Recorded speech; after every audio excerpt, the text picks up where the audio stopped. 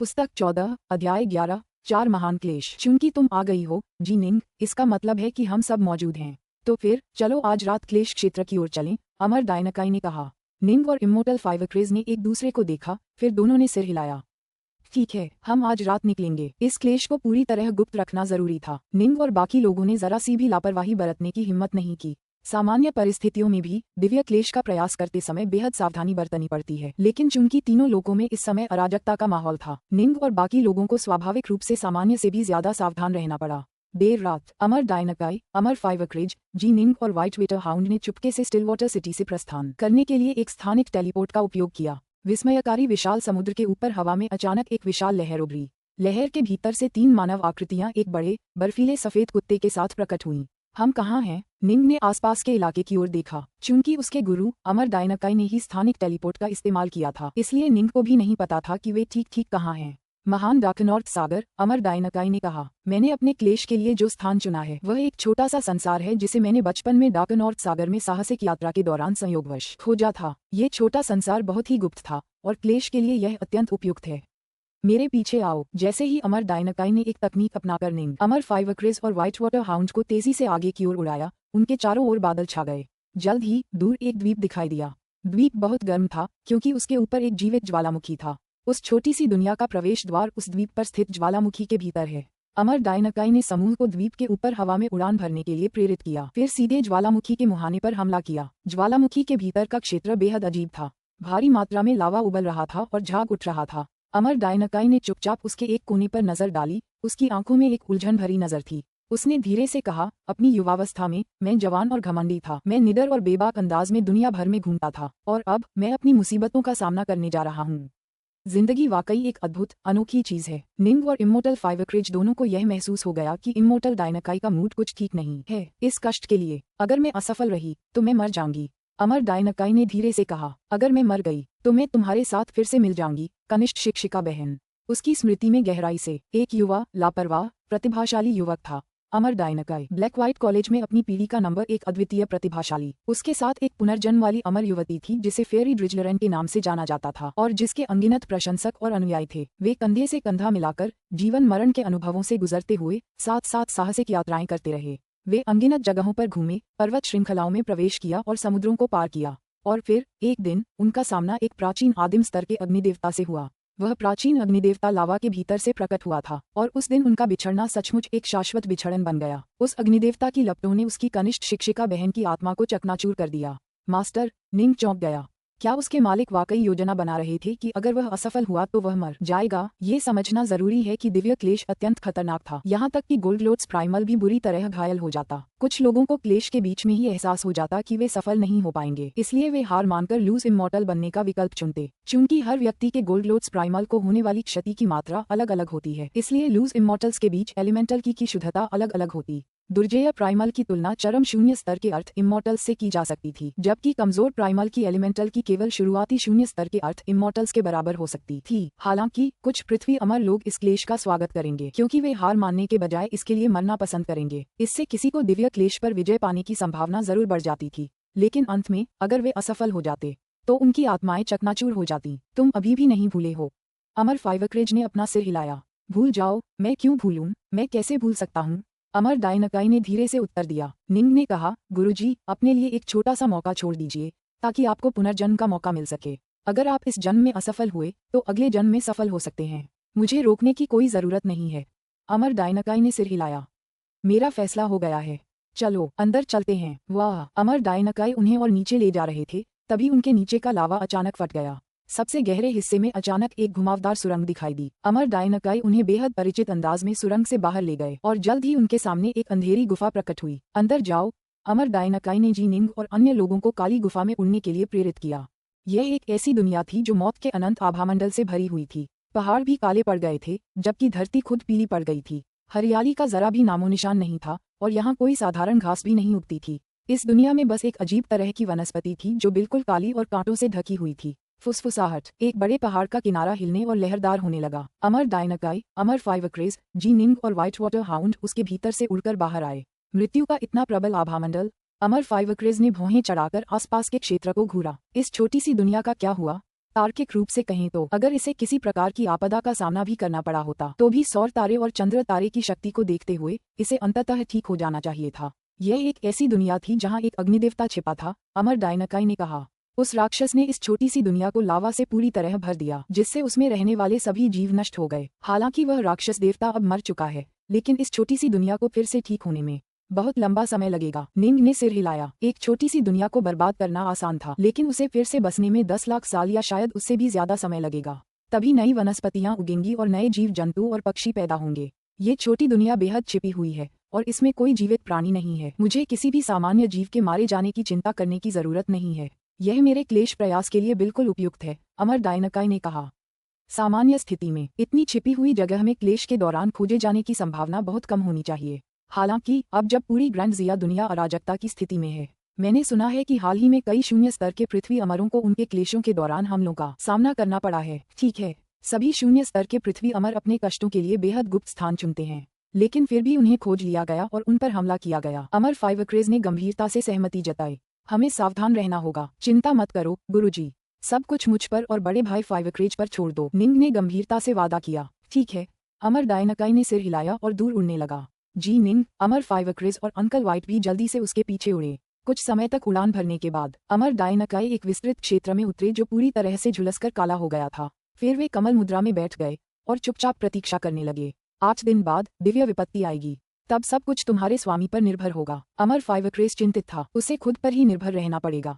निंग भी चिंतित था। जब दिव्य संकट आया तो सहायता के सभी बाहरी स्रोतों पर प्रतिबंध लगा दिया गया। महान आकाश के दैवी पिता भी दूसरों के कष्टों में हस्तक्षेप करने और उनकी सहायता करने का साहस नहीं कर सकते। अगर कोई किसी और को दिव्य कष्ट से उबरने में मदद करने की कोशिश करता तो कष्ट तुरंत ही अपराधी पर दैवी दंड थोप देता, चाहे वह अपराधी दैवी पिता ही क्यों न हो। अगर दैवी पिता तुरंत रुक जाता तो एक बात थी, लेकिन अगर वह जारी रखता और विरोध करता तो दैवी दंड से दैवी पिता भी नष्ट हो जाते। इस प्रकार प्राचीन काल से लेकर अब तक किसी ने भी किसी अन्य को दिव्य क्लेश का प्रतिरोध करने में सहायता करने का साहस नहीं किया। इसके अलावा यहाँ तक कि संरचनाओं की स्थापना भी बाहरी मदद मानी जाती थी।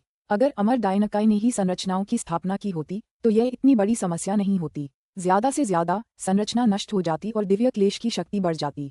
लेकिन अगर कोई और, जैसे अंकल व्हाइट या जीनिंग, संरचना पर नियंत्रण रखता तो उन दोनों को दैवीय दंड भुगतना पड़ता। यही कारण था कि निंग ने अपने स्वामी को क्लेश के लिए स्वेलो माउंटेन पर जाने के लिए आमंत्रित नहीं किया था। दुनिया में बहुत सी जगहें बेहद भयानक संरचनाओं से भरी थीं। सभी शक्तिशाली संप्रदायों के मुख्यालयों में अत्यंत शक्तिशाली संरचनाएं थीं। उदाहरण के लिए ग्रैंड जिया के शाही गढ़ के भीतर की संरचना एक बड़ी शक्ति द्वारा स्थापित की गई थी। अगर कोई शून्य स्तरीय पृथ्वी अमर दिव्य क्लेश से लड़ने के लिए किसी संरचना की शक्ति अस्थायी रूप से उधार ले सकता है तो उस पर विजय पाना बहुत आसान हो जाएगा। इस प्रकार बाहरी मदद के सभी स्रोतों पर पूरी तरह से प्रतिबंध लगा दिया गया था। दिव्य विपत्ति वह परीक्षा थी जिसका सामना सभी अमर साधकों को अपने अमर पथ पर करना पड़ता था। यहाँ तक कि अंकल व्हाइट जैसे दाओ ऑफ फॉर्मेशन के विशेषज्ञों को भी केवल जादुई खजाना संरचनाओं जैसे कि फूक्सी स्टाफ फॉर्मेशन का उपयोग करने की अनुमति थी। जब दिव्य विपत्ति वास्तव में उतरती तो उन्हें उससे बचाव के लिए फूक्सी स्टाफ फॉर्मेशन का उपयोग करने की अनुमति होती।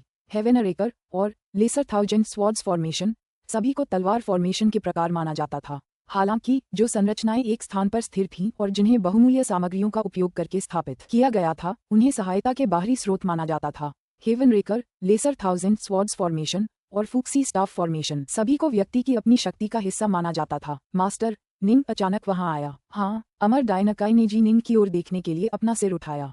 गुरु, मेरे पास 5 उच्च श्रेणी की अमर श्रेणी की उड़ने वाली तलवारें हैं। अगर आप इनका इस्तेमाल करेंगे तो दिव्य क्लेश पर विजय पाने की आपकी संभावनाएं बढ़ जाएंगी। निंग ने इच्छाशक्ति दिखाई और 5 काली अमर तलवारें अचानक कहीं से प्रकट होकर उसके पास मंडराने लगीं। ये स्वर्ग रक्षक अमर तलवारें थीं। निंग ने उनमें से अपनी मौलिक की को पहले ही नष्ट कर दिया था। अब वे बिना मालिक की वस्तुएं बन गई थीं। अमर डायनाकाई दंग रह गई। 5 सर्वोच्च श्रेणी की अमर तलवारें, सर्वोच्च अमर रैंक, और उनमें से 5 अमर 5 क्रेज ने भी पागलपन भरी खुशी दिखाई। वाह जी निंग, तुम वाकई कुछ अविश्वसनीय राज छुपा रही हो। निंग हंसा। सर्वोच्च श्रेणी की अमर श्रेणी की उल्टी तलवार के स्तर की वस्तुएं अब आसानी से खरीदी नहीं जा सकती थीं, उन्हें तो व्यापार करना ही पड़ता था। ऐसी 5 तलवारें और सभी एक ही स्रोत से, वे उन सभी अमर तलवारों के संयुक्त मूल्य से कहीं ज्यादा मूल्यवान थीं जो निंग ने राक्षस राजाओं और उस दुष्ट कुलपिता को मारकर हासिल की थीं। ये वस्तुएं पानी के नीचे की संपत्ति के खजाने के हॉल से थीं। वे स्वाभाविक रूप से असाधारण थीं। ले लो, अमर फाइवक्रेज ने हंसते हुए कहा। तुम्हारा शिष्य तुम्हें इनका इस्तेमाल करने को कह रहा है। क्या तुम इस बारे में कोई लापरवाही करोगे? ठीक है, अमर डायनाकाई का आभामंडल तुरंत बदल गया। इन 5 सर्वोच्च श्रेणी की अमर श्रेणी की उल्टी तलवारों के साथ दिव्य क्लेश पर विजय पाने की मेरी संभावनाएं बहुत बढ़ जाएंगी। कम से कम पहले 3 क्लेशों के लिए तो दिव्य क्लेश को कुल 4 महान क्लेशों में विभाजित किया गया था। वे थे वायु क्लेश, अग्नि क्लेश, गड़गड़ाहट क्लेश और दानव हृदय क्लेश। पहले 3 को रोका जा सकता था, लेकिन वे लगातार शक्तिशाली और भयानक होते जाएंगे। शून्य स्तर के अधिकांश पृथ्वी अमर पहले 3 विपत्तियों के दौरान ही नष्ट हो जाएंगे। खास तौर पर वज्र विपत्ति, दिव्य बिजली के बोल्ट नीचे गिरेंगे, जिससे कई शून्य स्तर के पृथ्वी अमरों के शरीर पूरी तरह से क्षत विक्षत हो जाएंगे। गोल्डलोट्स प्राइमल इन तेज वज्रों से बुरी तरह घायल हो जाएगा और कई इतने भयभीत हो जाएंगे कि वे हार मानकर भाग जाएंगे और भीले अमर बन जाएंगे। अतीत में अमर जुहुआ भी वज्र विपत्ति के दौरान असफल हो गया था, और ऐसा इसलिए हुआ था क्योंकि उसके पास कोई भी अच्छा अमर श्रेणी का जादुई खजाना नहीं था। यदि उसके पास अमर जुहुआ की शक्ति और दाव हृदय के साथ शीर्ष श्रेणी के अमर जादुई खजाने होते तो वह एक दिव्य अमर बन सकता था। ठीक है, अब तुम्हारी संभावनाएं बहुत ज्यादा हैं, लेकिन तुम्हें फिर भी सावधान रहना होगा। दिव्य क्लेश, जादुई खजाने तुम्हारी शक्ति का सिर्फ एक हिस्सा हैं। जब लोहे को गढ़ा जाता है तो उसे अपनी जन्मजात कठोरता पर निर्भर रहना पड़ता है। दिव्य क्लेश मुख्यतः व्यक्ति की व्यक्तिगत शक्ति की परीक्षा लेता है। अमर फाइवक्रिज ने गंभीरता से कहा। मैं समझ गया। अमर डायनाकाई ने सिर हिलाया। सच्चे अमर या दिव्य देवताओं के कई शिष्य भी अपने क्लेश के दौरान असफल हो जाते थे। सामान्यतः सच्चे अमर या दिव्य देवताओं के सभी शिष्यों के पास उच्च स्तरीय अमर श्रेणी के जादुई खजाने होते थे, फिर भी कई असफल हो जाते थे। स्पष्ट रूप से दिव्य क्लेश प्रत्येक व्यक्ति के लिए अलग अलग होता था। कोई जितना अधिक विलक्षण रूप से प्रतिभाशाली, जितना अधिक शक्तिशाली होता था, दिव्य क्लेश उतना ही अधिक हास्यास्पद रूप से भयानक होता था। एक के बाद एक दिन बीतते गए। अमर डायनाकाई ने हेवन रेकर तलवारों से खुद को परिचित किया, फिर चुपचाप इंतजार करने लगा। जी निंग, अमर फाइवक्रिज और व्हाइट वाटर हाउंड भी चुपचाप एक तरफ खड़े होकर उसकी रखवाली करने लगे। और अंत में फुसफुसाहट। अचानक एक हल्की हवा चलने लगी, जिससे अमर डायनाकाई के ताओवादी वस्त्र हिलने लगे। अमर डायनाकाई ने आंखें खोलीं। वरिष्ठ प्रशिक्षु भाई फाइवक्रिज, जी निंग, भाई वाइट, मेरी रक्षा के लिए खड़े हो जाओ। मेरा दिव्य क्लेश शुरू हो गया है। निंग और बाकी लोगों को एहसास हुआ कि पास की हवा धीरे धीरे तेज होने लगी है। वे घबराकर बैठे हुए अमर डायनाकाई की ओर देखने लगे। पुस्तक 14, अध्याय 12, दिव्य अमर शरीर। फुसफुसाहट। इस मौत की दुनिया में अचानक उठी प्रचंड हवा हर तरफ से आ रही थी। सारी हवाएं अमर डायनाकाई की दिशा में उमड़ पड़ीं, और जी निंग, अमर फाइवक्रिज और व्हाइट वाटर हाउंड सभी समझ गए कि यह हवा कितनी शक्तिशाली थी। हालांकि वे थोड़ी सी मौलिक शक्ति का इस्तेमाल करके उसे रोक पाए। हवा अमर डायनाकाई की ओर जितनी नजदीक आती गई, उतनी ही तेज होती गई। दुनिया के कोने कोने से हवाएं इकट्ठी होकर धीरे धीरे एक नीले रंग की पवनधार में विलीन हो गईं। जब तक यह नीला पवनधार अमर डायनाकाई की ओर उड़ा, तब तक वह इतना गहरा नीला हो चुका था कि उसे लगभग एक काले पवनधार के रूप में वर्णित किया जा सकता था। इसे देखने मात्र से ही निंग और अन्य लोग हैरान हो गए। खुला काले वस्त्र पहने अमर डायनाकाई वहां खड़ा था। 5 स्वर्ग रक्षक अमर तलवारें उसके चारों ओर तैर रही थीं, घूम रही थीं। ऐसा लग रहा था मानो 5 इंद्रधनुष उसके चारों ओर घूम रहे हों। हालांकि भयानक रूप से शक्तिशाली काली पवन तलवारें बार बार उसकी ओर वार कर रही थीं, लेकिन सभी प्रहार विफल हो रहे थे। कनिष्ठ प्रशिक्षु भाई डायनाकाई की तलवारबाजी पहले ही इस स्तर तक पहुंच चुकी है। अमर फाइवक्रिज ने प्रसन्नता से भरे चेहरे का भाव प्रकट किया। जी निंग, मुझे अंदाजा था कि तुम्हारे गुरु की तलवारबाजी किस स्तर तक पहुंच चुकी है, लेकिन वह मेरी अपेक्षा से भी ज्यादा शक्तिशाली है। बहुत पहले मैं इस नतीजे पर पहुंचा था कि कनिष्ठ प्रशिक्षु भाई डायनाकाई के दिव्य अमर बनने की संभावना हममें से सबसे ज्यादा है, और उस समय उसकी तलवारबाजी पहले से ही आश्चर्यजनक स्तर पर थी। 40 वर्षों के साहसिक कार्य और तुम्हारा दाव भंडार प्राप्त करने के बाद उसकी तलवारबाजी अमर नॉर्थवॉकर से जरा भी कम नहीं है।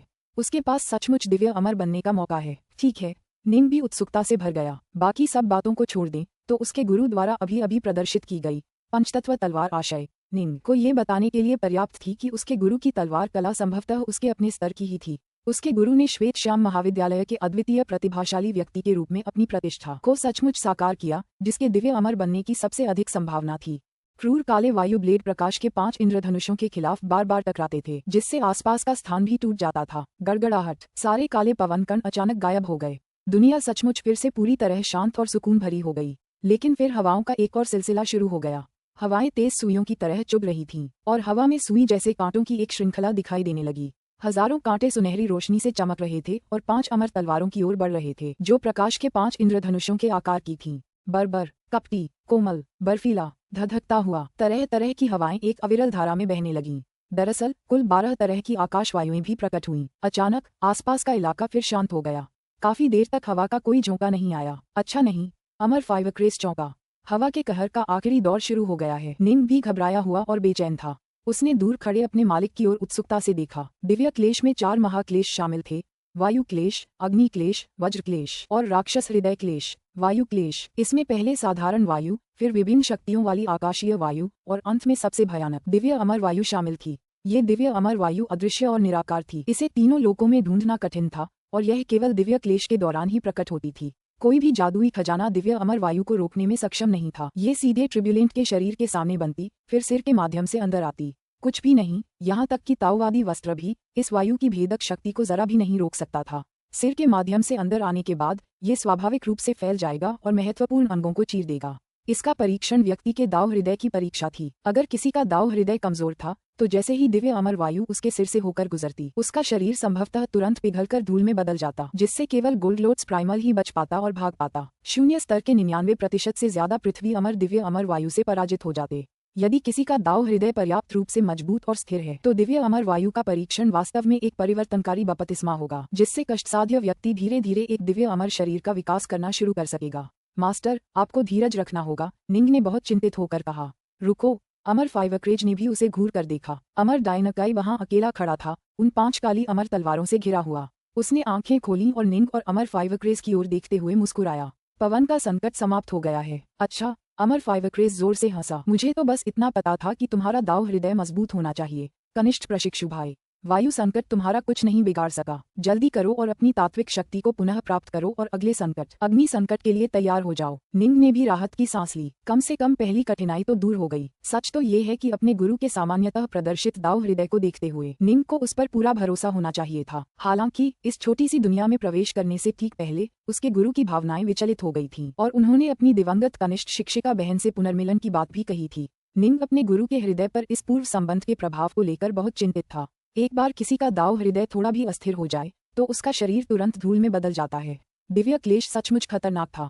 इसमें एक भी गलती नहीं हो सकती थी। एक भी गलती पूरी तरह से असफलता का संकेत होती। निंग, अमर फाइवक्रेज और अंकल व्हाइट ने अपनी दिव्य इंद्रियों को फैलाए रखा, क्योंकि वे अमर डायनाकाई की निगरानी के लिए सतर्क थे, जिस पर वे लगातार नजर रख रहे थे। हवा का संकट समाप्त होने के लगभग 1 घंटे बाद आकाश में अचानक कहीं से गड़गड़ाते हुए लाल बादल प्रकट हो गए। ऐसा लग रहा था मानो आग की एक विशाल गेंद से बना बादल प्रकट हो गया हो। आग का कहर आ गया है।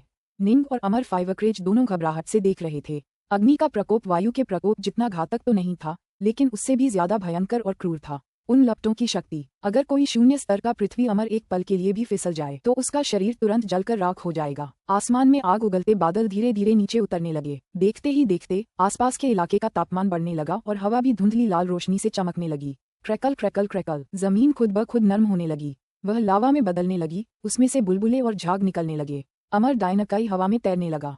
जाओ, अमर डायनाकाई ने अपनी उंगली से इशारा किया और 5 हेवनरेकर तलवारों में से एक सचमुच उड़ गई। एक विशाल अग्नि सर्प में परिवर्तित हो गई, जो आकाश में उड़ती हुई सीधे उस विशाल अग्निमय बादल की ओर वार करती हुई उसे चीरती हुई उसे अस्त व्यस्त कर देती है। हालांकि हेवनरेकर तलवार तुरंत पीछे की ओर उड़कर गिर गई। तुरंत ही अग्नि का बादल और भी तेजी से नीचे गिरने लगा। जल्द ही उसने अमर डायनाकाई को पूरी तरह से अपने में समाहित कर लिया। हिस हिस हिस, तापमान भयानक स्तर तक बढ़ गया था और उस क्षेत्र के भीतर का लावा भी पूरी तरह जलकर राख हो गया था।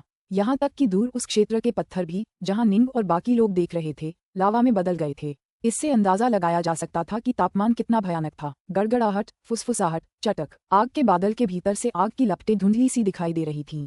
सुनहरी आग थी, काली आग थी, हरी आग थी और यहाँ तक कि तारों जैसी चमकती हुई आग भी थी। विभिन्न प्रकार की आकाशीय आग नीचे उतर आई है। निंग और अमर फाइवक्रेज दोनों घबराहट से देख रहे थे। धमाका, अचानक पूरा अग्नि बादल एक केंद्रीय बिंदु के चारों ओर एकत्रित होने लगा। अचानक उसके भीतर से एक मानव आकृति प्रकट हुई, जो 5 अमर तलवारों से सुरक्षित थी। अग्नि बादल एक प्रज्वलित प्रकाश में बदल गया था, जो पूरी तरह से अवास्तविक था। प्रकाश अवरुद्ध अमर तलवारों को चीरता हुआ सीधे मानव आकृति के शरीर में जा लगा। एक पल के लिए पूरी दुनिया खामोश हो गई। आसपास का तापमान तेजी से गिरने लगा। हालांकि अमर डायनाकाई आकाश में मंडराते हुए एक ज्वलंत प्रकाश उत्सर्जित कर रहा था। निंग अपने स्वामी को घूर रहा था। उसके स्वामी से इतनी ज्वलंत रोशनी निकल रही थी मानो वह स्वयं ज्वालाओं से बना हो। अग्नि क्लेश के भीतर अंतिम प्रकार की आग। दिव्य अमर अग्नि, अमर फाइवक्रेज ने चिंतित होकर कहा। दिव्य अमर शरीर को हवा, आग और बिजली से तपाना पड़ता था। उसके बाद ही दिव्य अमर शरीर का निर्माण हो सकता था। फिर दानव हृदय के कष्टों की परीक्षा से गुजरने के बाद दिव्य अमर शरीर का दाव हृदय बनता था। सभी कष्टों के बीत जाने के बाद ही कोई व्यक्ति चिंतामुक्त, उन्मुक्त दिव्य अमर बन सकता है। उसने इस पर विजय पाली।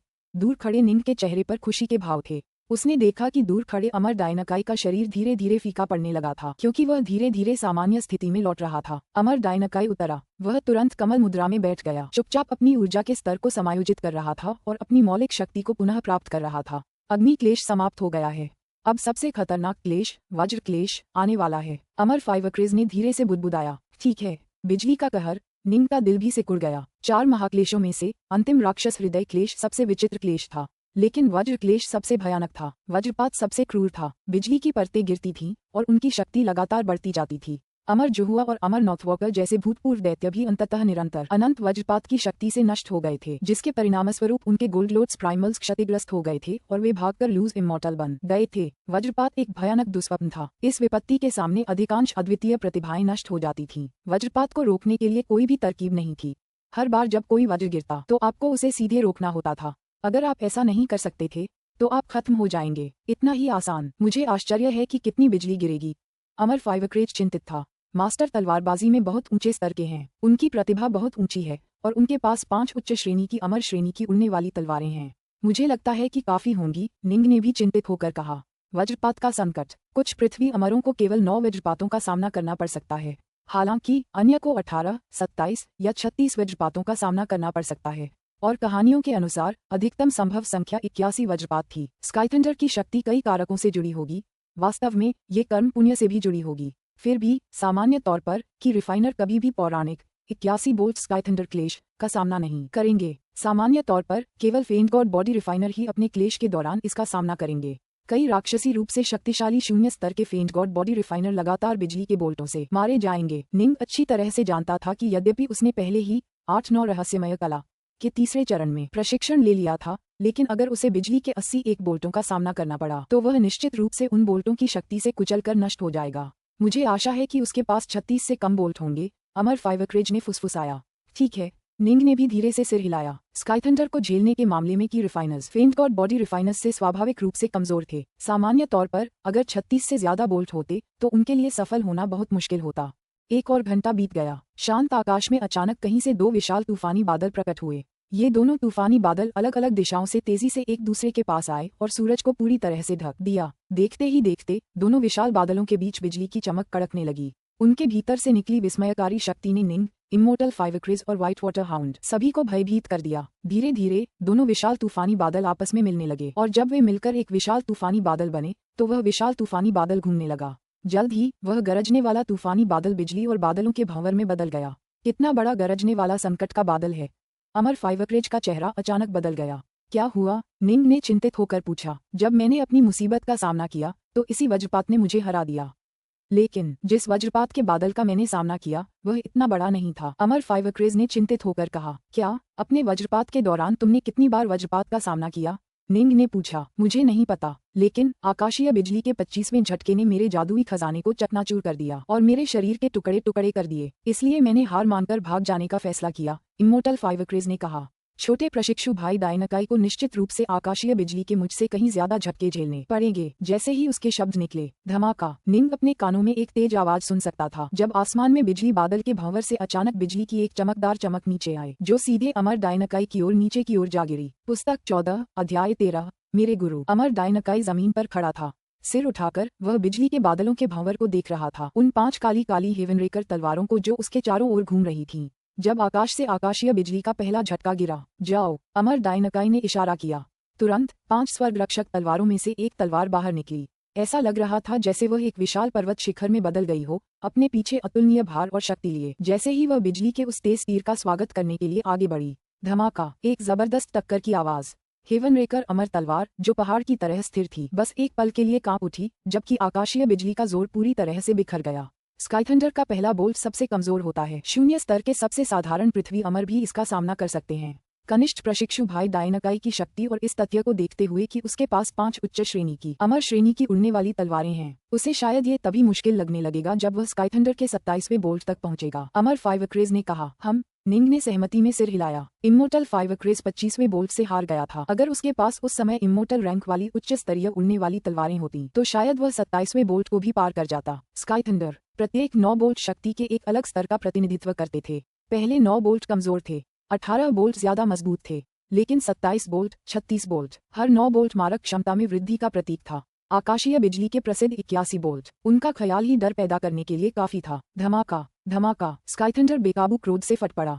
एक के बाद एक बिजली के बोल्ट टूटकर नीचे गिर पड़े। अमर डायनाकाई अपनी उच्च श्रेणी की अमर श्रेणी की उल्टी तलवारों में से एक का इस्तेमाल करके पहले 18 बोल्टों को रोकने में कामयाब रहा, जिससे उसके चेहरे पर खुशी की एक झलक दिखाई दी। हालांकि वह सैद्धांतिक रूप से जानता था कि ये तलवारें कितनी शक्तिशाली हैं, लेकिन अब उसे सचमुच समझ आया कि भयानक वज्रपात के दौरान ये उच्च श्रेणी की अमर श्रेणी की उल्टी तलवारें कितनी मददगार साबित हुईं। धमाका, 19वां बिजली का झटका पिछले वाले से भी ज्यादा भयानक था और उससे भी तेजी से नीचे आया। ऐसा लग रहा था जैसे उसमें विनाशकारी शक्ति हो। ये पिछले झटकों से साफ तौर पर ज्यादा शक्तिशाली था। वह अकेली हेवनरेकर तलवार एक बार फिर उसका स्वागत करने के लिए ऊपर उड़ी, अभी भी पहाड़ की तरह स्थिर और भारी थी। टकराना, हेवनरेकर तलवार के चारों ओर का मायावी पर्वत ढह गया और तलवार भी नीचे गिर गई। आकाशीय बिजली की बची हुई शक्ति अमर डायनाकाई की ओर लगातार गिरती रही, लेकिन अमर डायनाकाई जरा भी नहीं घबराया। उसने बस एक धीमी सी गर्जना की और तुरंत ही उसके चारों ओर बची हुई 4 अमर तलवारों में से 3 ऊपर की ओर उड़ गईं, जो सुनहरी रोशनी, पानी जैसी रोशनी और मिट्टी जैसी रोशनी से जगमगा उठीं। 3 हेवनरेकर तलवारें एक त्रिपक्षीय संरचना में बन गईं, जिसने स्काईथंडर की शेष शक्ति को आसानी से अवरुद्ध कर दिया। आपके गुरु ने केवल अपनी त्रिपक्षीय तलवार संरचना का उपयोग किया है, अमर फाइवक्रेज ने कहा। आपके गुरु अत्यंत प्रतिभाशाली थे और कई वर्ष पहले वे 3 सिद्ध दाव पथों में दाव क्षेत्र स्तर तक पहुंचे थे। उन्होंने एक अमर तलवार के मार्ग पर भी कदम रखा है। उन्होंने मूल रूप से केवल 3 अमर तलवारों का ही उपयोग किया था और जिस तकनीक का उन्होंने सबसे अधिक उपयोग किया वह ये त्रिपक्षीय तलवार संरचना थी। हालांकि इतने वर्षों के प्रशिक्षण के बाद उन्होंने और भी अधिक अंतर्दृष्टि प्राप्त की है और इस प्रकार उन्होंने पंचतत्व तलवार विकसित की है। निंग ने थोड़ा सिर हिलाया। सचमुच, जब उसके गुरु ने 3 अमर तलवारों का इस्तेमाल शुरू किया तो उसकी शक्ति में नाटकीय रूप से वृद्धि हुई। वह एक के बाद एक बिजली के झटकों का सामना करने में सक्षम था, यहाँ तक कि उसने 25वें झटकों को भी मात दे दी, जो अमर 5 उन्माद में हुआ था। वह 27वें झटकों तक टिके रहने में सक्षम था। शक्ति में एक और वृद्धि का समय आ गया है, इमोर्टल फाइवक्रेज ने चिंता के साथ कहा। 27 बोल्ट, ये पहले 3 9 सेटों के अंत का प्रतिनिधित्व करता था। 36 अंक चौथे 9 सेट के अंत का प्रतिनिधित्व करेंगे। जैसे ही 28वां बोल्ट नीचे गिरा, त्रिपक्षीय तलवार संरचना अचानक नीचे की ओर दब गई, लेकिन फिर भी वह बोल्ट को झेलने में सक्षम थी। लेकिन फिर 29वां 30वां बोल्ट आया। आकाशीय बिजली की शक्ति धीरे धीरे बढ़ रही थी और त्रिपक्षीय तलवार संरचना ढहने लगी थी। आकाशीय बिजली के 36वें बोल्ट के आते ही अमर डायनाकाई ने एक धीमी गर्जना की। तुरंत सभी 5 हेवनरेकर तलवारें इस बोल्ट का स्वागत करने के लिए ऊपर की ओर उड़ गईं। गड़गड़ाहट, जैसे ही 5 हेवनरेकर तलवारें ऊपर की ओर उड़ीं, वे आकाश में 5 विशाल पर्वतों का भ्रम पैदा करने लगीं, जिनमें से प्रत्येक का रंग अलग अलग था। 5 अमर तलवारें अपनी शक्ति से मिलकर अतुलनीय रूप से भारी और ठोस हो गईं, क्योंकि उन्होंने आकाशीय वज्र के 36वें तीर को भी सहजता से विक्षेपित कर दिया। उत्तम खजाना, एक बेहतरीन तलवार कला, अमर फाइवक्रेज ने उत्साह से कहा। 36वां बोल्ट भी रुक गया था। निंग के चेहरे पर भी उत्साह का भाव था, लेकिन उसके तुरंत बाद उसका चेहरा बदल गया। ऐसा इसलिए था क्योंकि बिजली के भंवर से एक और भी भयानक शक्तिशाली बिजली का बोल्ट नीचे गिरने लगा था। क्या ऐसा हो सकता है कि तुम्हारे मालिक की मुसीबत में 45 बोल्ट शामिल हों? अमर फाइवक्रेज को झटका लगा। निंग का चेहरा भी गंभीर हो गया कि रिफाइनर अपनी मुश्किलों का सामना करने में जरा भी अति आत्मविश्वासी नहीं हो सकते थे, क्योंकि वज्र का एक छोटा सा अंश भी उनके शरीर को पूरी तरह से उड़ा देने के लिए काफी होता। इसके विपरीत फेंट गॉड बॉडी रिफाइनर आमतौर पर वज्र की थोड़ी सी बची हुई शक्ति को झेलने के लिए अपने शरीर का इस्तेमाल कर लेते थे। इस प्रकार कई लोगों के लिए 36 वज्रपात एक पठार का प्रतिनिधित्व करते थे, जो चौथे 9 सेट का समापन था। कि रिफाइनर्स के पास आमतौर पर पहले 4 सेटों में टिके रहने का मौका होता था, लेकिन उसके बाद संभावनाएं कम होती जाती। स्काईथंडर का 37वां बोल्ट पिछले वाले से कहीं ज्यादा शक्तिशाली था। निंग उसे देखकर ही उसके अदृश्य दबाव और शक्ति को भांप सकता था। स्काईथंडर के इस बोल्ट की शक्ति पहले से ही किसी दिव्य अमर के स्तर की थी। गड़गड़ाहट, 5 विशाल भ्रामक पर्वतों के भीतर से 5 अमर तलवारें आकाशीय बिजली के इस प्रहार को रोकने में सफल रहीं, लेकिन इस प्रक्रिया में उन्हें जोर से नीचे धकेल दिया गया। ऐसी शक्ति, अमर डायनाकाई का चेहरा भी बदल गया, लेकिन उसकी अभिव्यक्ति ठंडी रही और उसकी निगाहें दृढ़ रहीं। वह पीछे हटने या भागने वाला नहीं था। धमाका, आकाशीय बिजली का 38वां तीर जोर से नीचे गिरा और अमर डायनाकाई ने एक बार फिर अपनी 5 उच्च श्रेणी की अमर श्रेणी की उल्टी तलवारों का इस्तेमाल करके हमले का जवाब दिया और उसे एक बार फिर पीछे धकेल दिया। लेकिन इस बार 5 तलवारों का प्रतिनिधित्व करने वाले 5 भ्रामक पर्वत लगभग नष्ट हो गए थे। अच्छा नहीं, दूर से देखकर अमर फाइवक्रेज का चेहरा नाटकीय रूप से बदल गया। ये कहना बहुत मुश्किल है कि तुम्हारा स्वामी आकाशीय बिजली के 40वें तूफान को हरा पाएगा या नहीं। निंग ने कुछ नहीं कहा, बस ध्यान से देखता रहा। ये बात तो वो भी समझ सकता था, ये देखते हुए कि 38वां बोल्ट भी उसके स्वामी की तलवारबाजी को चकनाचूर करने के लिए लगभग पर्याप्त शक्तिशाली था। ये कहना बहुत मुश्किल था कि उसका स्वामी 45वें बोल्ट से आगे निकल पाएगा या नहीं। अतीत में इमोर्टल फाइवक्रेज 27वें बोल्ट के बजाय 25वें बोल्ट के आगे झुक गया था। धमाका, आसमान में बिजली बादल के भंवर ने आकाशीय बिजली की 29वीं बिजली उगल दी, जो पिछली बिजली की तुलना में और भी अधिक भयंकर थी। ब्लॉक, अमर डायनाकाई ने चीख मारी। पांचों हेवनरेकर तलवारें नदी के बहाव के विपरीत तैरती मछलियों की तरह थीं। वे उन 5 मायावी पर्वतों को आकाशीय बिजली के स्वागत के लिए ले जा रही थीं। लेकिन जब आकाशीय बिजली जोरदार तरीके से नीचे गिरी तो पांचों तलवारें जमीन पर गिर गईं। फिर भी आकाशीय बिजली भी लगभग भस्म हो गई थी। पर्याप्त नहीं, अमर फाइवक्रेज ने उन्मत्त होकर कहा। Master, master. निंग भी घबरा रहा था। मुझे पकड़ना होगा। अमर डायनाकाई का चेहरा अचानक सूजा हुआ लाल हो गया और उसकी आभा भी विस्फोटक रूप से बढ़ गई। जाहिर है उसने अभी अभी एक निषिद्ध तकनीक का इस्तेमाल किया था। अमर फाइवक्रेज की आंखें घबराहट से भर गईं। तुम्हारे गुरु ने अपने गोल्ड लोड्स प्राइमल से और अधिक शक्ति निचोड़ने के लिए एक निषिद्ध तकनीक का इस्तेमाल किया है। मुझे उम्मीद है कि यह तकनीक उन्हें इस विपत्ति का सामना करने में काफी मदद करेगी। ये काफी होनी ही चाहिए। असफल मत होना, तुम असफल हो ही नहीं सकते। उसने दिव्य विपत्ति के दौरान अपने बहुत से साथी शिष्यों को असफल होते देखा था। वह असफल हो गया था, उसके गुरु असफल हो गए थे, उसके भाई असफल हो गए थे। एक के बाद एक दिव्य क्लेश द्वारा गिरा दिया गया था। अमर डायनाकाई उनमें से सबसे अधिक आशाजनक था जिसे उसने देखा था, और उसके पास 5 शीर्ष श्रेणी की अमर रैंक वाली उड़ने वाली तलवारों की सहायता भी थी। तुम्हें पकड़ना होगा, अमर फाइवक्रेज ने बड़बड़ाया। गुरु, गुरु। निंग का दिल भी बैठ गया। वह जिंदगी और मौत के बीच के संघर्ष से भी ज्यादा घबराया हुआ था। हालांकि उसने बहुत पहले सुना था कि दिव्य विपत्तियां वाकई भयावह होती हैं, लेकिन आसमान से लगातार तेज होती बिजली की गड़गड़ाहट को देखकर निंग घबरा गया कि कहीं उनमें से एक बिजली उसके गुरु के शरीर पर न लग जाए। एक ही वार, बस उसका अंत हो जाएगा। 40वां बोल्ट, 41वां बोल्ट, 42वां बोल्ट। निषिद्ध तकनीक का उपयोग करने के बाद अमर डायनाकाई की 5 तलवारों की शक्ति नाटकीय रूप से बढ़ गई और उन्होंने क्रमिक रूप से कई बोल्टों को धारण कर लिया। धमाका, आकाशीय बिजली का 40वां बोल्ट। अमर डायनाकाई का चेहरा अब कुछ विकृत हो गया था और उसकी आंखें पागलपन से भरी हुई थीं। 5 अमर तलवारें एक बार फिर गड़गड़ाहट का स्वागत करने के लिए ऊपर की ओर उड़ीं और 5 पर्वतों का भव्य भ्रम इस पूरे छोटे से संसार को दबाने और बंद करने के लिए पर्याप्त शक्तिशाली प्रतीत हो रहा था। लेकिन आकाशीय गड़गड़ाहट के सर्वनाशकारी प्रहार के सामने पांचों भ्रामक पर्वत तितर बितर हो गए और पांचों अमर तलवारें पीछे की ओर उड़कर गिर गईं। उसने उसे रोक दिया। बस आखिरी आकाशीय बिजली का आखिरी झटका, अमर फाइवक्रेज ने चिंतित होकर कहा। मास्टर, निंग इतना उन्मत्त था, वह मदद करने के लिए खुद आगे बढ़ना चाहता था। अमर डायनाकाई के चेहरे की त्वचा पर खून दिखाई देने लगा था। यह निषिद्ध तकनीक इतनी बेकाबू और जबरदस्ती से तात्विक की को बाहर निकाल रही थी कि खून भी बाहर निकल रहा था। धमाका, 45वां बोल्ट। इसे फिर से रोको। अमर डायनाकाई मानो उन्मत्त अवस्था में पहुंच गया हो और पांचों हेवनरेकर तलवारें उन्मत्त होकर उठ खड़ी हुईं। ऐसा लग रहा था मानो इस विकट परिस्थिति में वह पहले से कहीं ज्यादा शक्ति का प्रयोग कर पा रहा था और पांचों मायावी पर्वत एक बार फिर एक साथ जुड़ गए और उनकी शक्ति पहले की तुलना में थोड़ी बढ़ गई।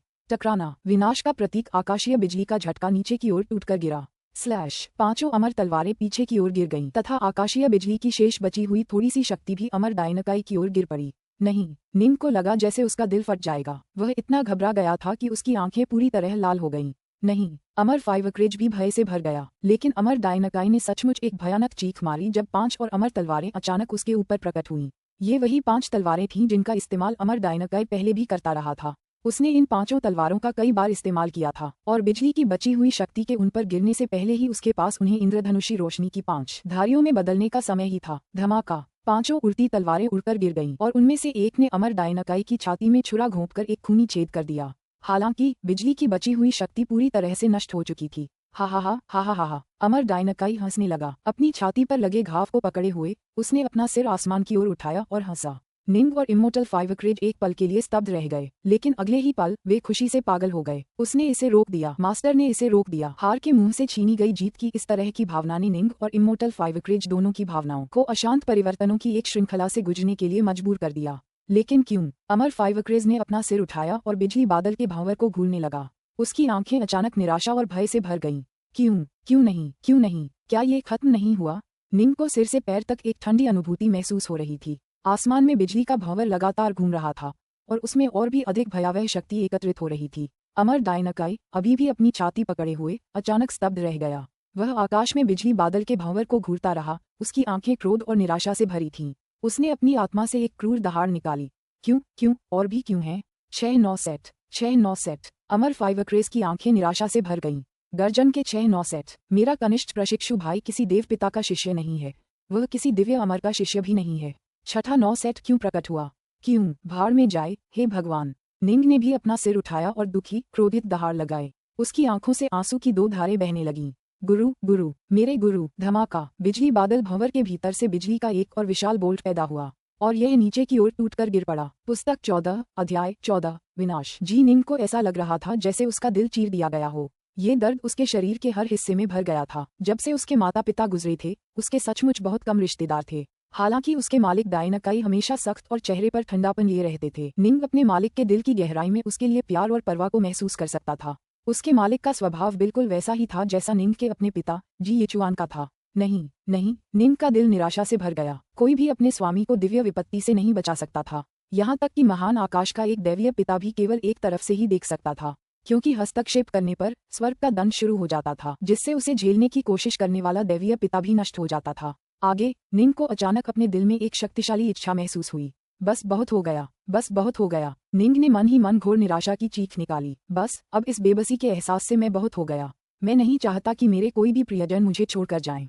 मैं इसे बर्दाश्त नहीं कर सकता। मैं इसे बर्दाश्त नहीं करूंगा। उनकी मां का निधन हो गया था, उनके पिता का निधन हो गया था और अब तो उसके स्वामी भी मरने वाले थे। निंग का दिल मानो चाकुओं से चीर फाड़ दिया गया हो। एक अतुलनीय प्रबल इच्छा उसके अंदर भर गई, न तो उसे और न ही उसके प्रियजनों को नियति के हाथों खिलवाड़ करने देना। अपनी नियति, अपनी किस्मत को पूरी तरह से नियंत्रित करने की इच्छा। मुझे शक्तिशाली बनना है, और भी ज्यादा शक्तिशाली। अगर मैं पंगु जैसा बन सकूं, जो स्वर्ग की स्थापना और पृथ्वी का निर्माण कर सके, या नुवा जैसा, जो स्वर्ग की मरम्मत या विनाश कर सके, तो शायद तथाकथित दिव्य विपत्ति मेरी नजर में एक मजाक से ज्यादा कुछ नहीं होगी। निंग ने अपने जीवन में पहली बार तीनों लोकों के सर्वोच्च शिखर पर, निर्विवाद शिखर पर, अन्य सभी शक्तियों से परे सचमुच खड़े होने का लक्ष्य रखा था।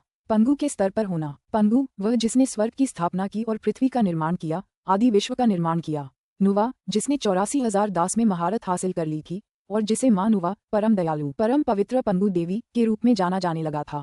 वह पंगु के स्तर तक पहुंच गई थी और तीनों लोकों की निर्विवाद रूप से नंबर 1 हस्ती भी बन गई थी। अपने स्तर पर, यहाँ तक कि स्वर्ग और पृथ्वी को भी समर्पण करना होगा। दिव्य क्लेश की तो बात ही छोड़ दीजिए, जो कि स्वर्ग और पृथ्वी के एक हिस्से से अधिक कुछ नहीं था। मास्टर, लेकिन निंग अपने दिल में चाहे जो भी चाहता हो, वह कुछ भी नहीं बदल सकता था।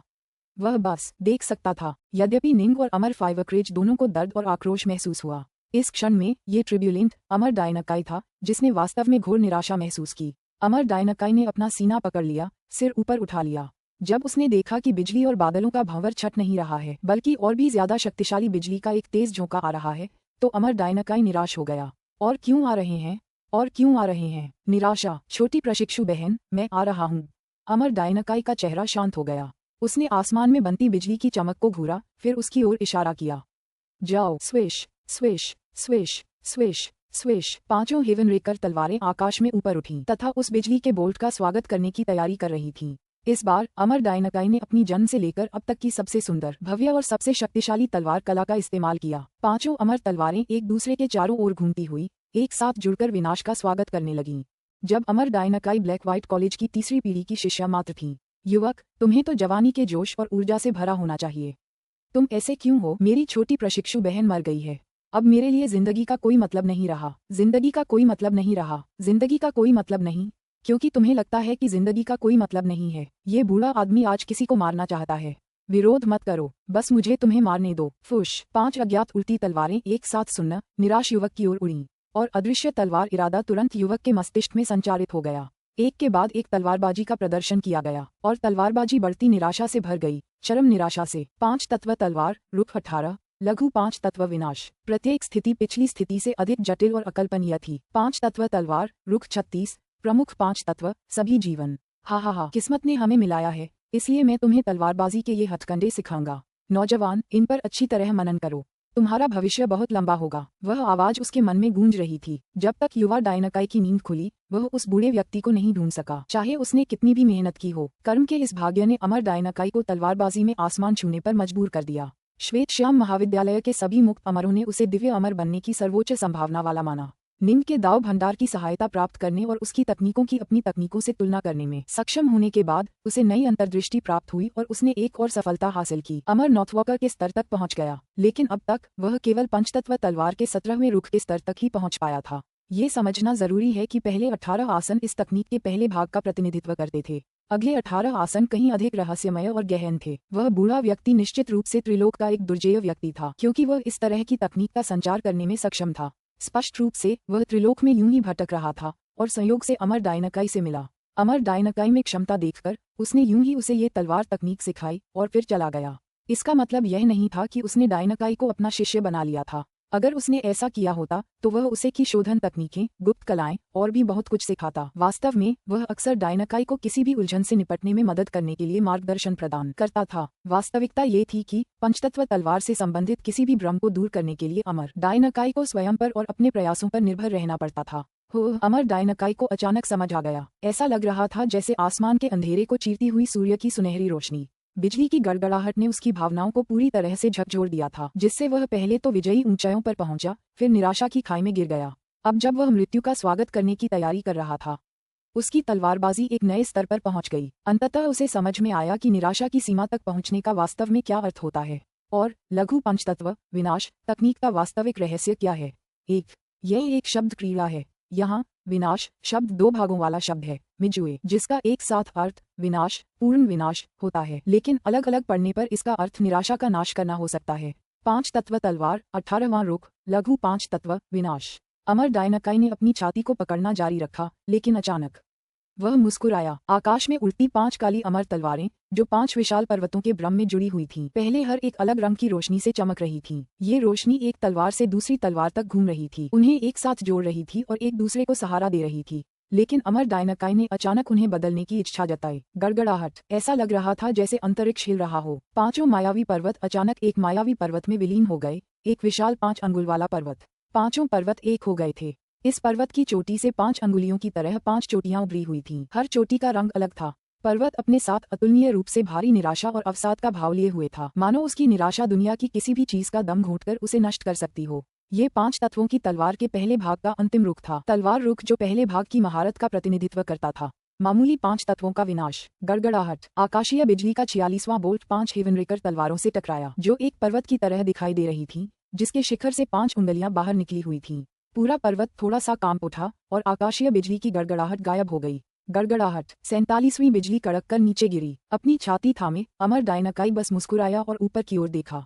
5 स्वर्ग रक्षक तलवारें बिजली का स्वागत करने के लिए ऊपर उठीं और उनसे बनी पर्वत चोटी अतुलनीय रूप से ऊंची और विशाल थी, इतनी कि मानो उसकी चोटी ने इस पूरे छोटे से संसार को अपने में समेट लिया हो। एक बार फिर उसने आकाशीय बिजली के तूफान को रोक दिया।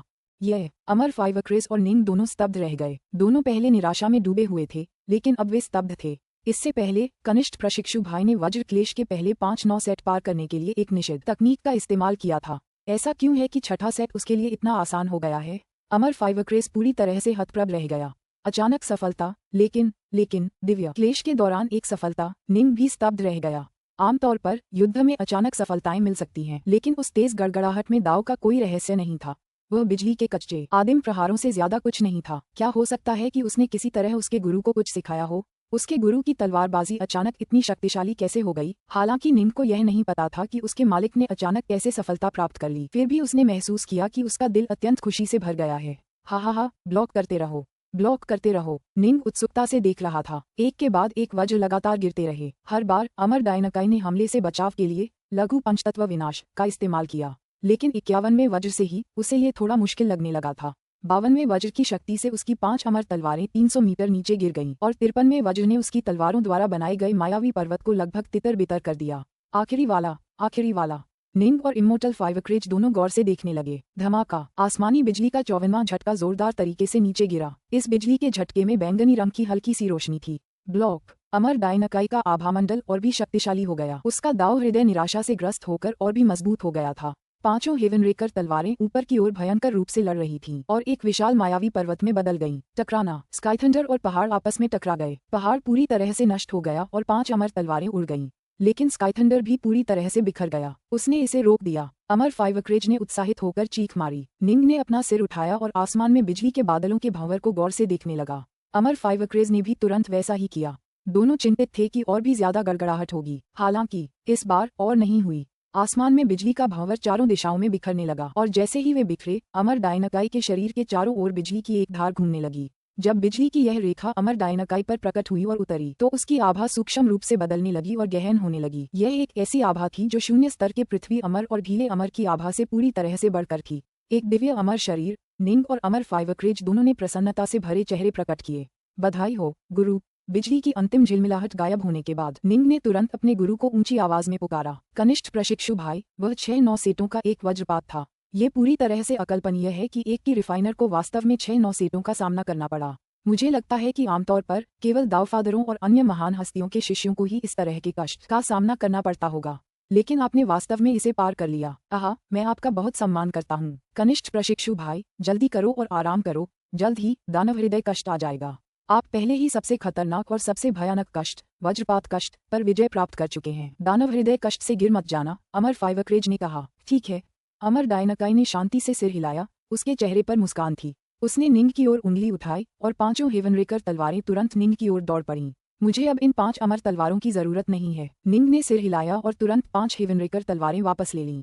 दानव हृदय क्लेश में कम से कम 7 दिन लगेंगे, अमर फाइवक्रेज ने गंभीरता से कहा। जी निंग, जब मेरा कनिष्ठ प्रशिक्षु भाई अपने दानव हृदय क्लेश से गुजर रहा होगा तो हम किसी को भी उसे परेशान करने की इजाजत नहीं दे सकते। अगर कोई दुश्मन हमला करने की तैयारी कर रहा है तो वह इस अंतिम क्लेश के दौरान ही हमला करेगा। तुम्हें और मुझे दोनों को सावधान रहना होगा। ठीक है, समझ गया। किसी को भी मेरे मालिक को परेशान करने की इजाजत नहीं दी जाएगी, निंग ने भी गंभीरता से कहा। उसका असली शरीर 8-9 रहस्यमयी कला में प्रशिक्षित था। यह नजदीकी मुकाबले के लिए बेहद उपयुक्त था। आमने सामने की लड़ाई के मामले में उसे सचमुच किसी की चिंता नहीं थी। जहां तक उसके प्राइमल ट्विन की बात है, उसके पास हेवनरेकर तलवारों का समूह था जो 9 हेवनरेकर अमर तलवारों से बना था। वह अकेले ही 2 दिव्य अमरों से निपटने में सक्षम था। किसी को भी दखलंदाजी करने की इजाजत नहीं होगी, किसी को भी नहीं, चाहे वो कोई भी हो या उसका समर्थक कोई भी हो। उसे अपने मालिक के संकट में खलल डालने की इजाजत नहीं होगी। स्टिलवाटर कमांडरी के भीतर खाली आसमान के अंधेरे में एक लहर दिखाई दी और एक सफेद वस्त्रधारी महिला अचानक लहर से उभरी। उसका पतला सुंदर चेहरा और संयमी आभा थी, लेकिन वह किसी अमर पृथ्वी या विरक्त अमर के स्तर की थी। हालांकि उसकी आंखों में एक स्वाभाविक अहंकार भरा था, एक ऐसा अहंकार जो उसके सामने आने वाले सभी लोगों को घृणा की दृष्टि से देखता था। सफेद वस्त्रधारी महिला दूर पहाड़ों को घूर रही थी। हम यहाँ हैं। पुस्तक 14, अध्याय 15, शत्रु। श्वेत वस्त्रधारी स्त्री शून्य में खड़ी होकर पर्वत श्रृंखला को निहार रही थी। उसने तुरंत अपना हाथ हिलाया और उसमें से एक कांसे का ताबीज निकाला। उसने उस ताबीज को अपनी मूल शक्ति से भर दिया। गड़गड़ाहट, ताबीज बहुत गर्म हो गया। ये पर्वत श्रृंखला वास्तव में ब्लड गॉड जज का मुख्यालय थी। इसे ब्लड लेक पर्वत के नाम से जाना जाता था। इस पर्वत श्रृंखला की रक्षा करने वाली संरचनाओं की परतें थीं, जिसके कारण स्टिलवाटर का नॉर्थमोस्ट कबीला भी इसे कुछ नहीं कर सका।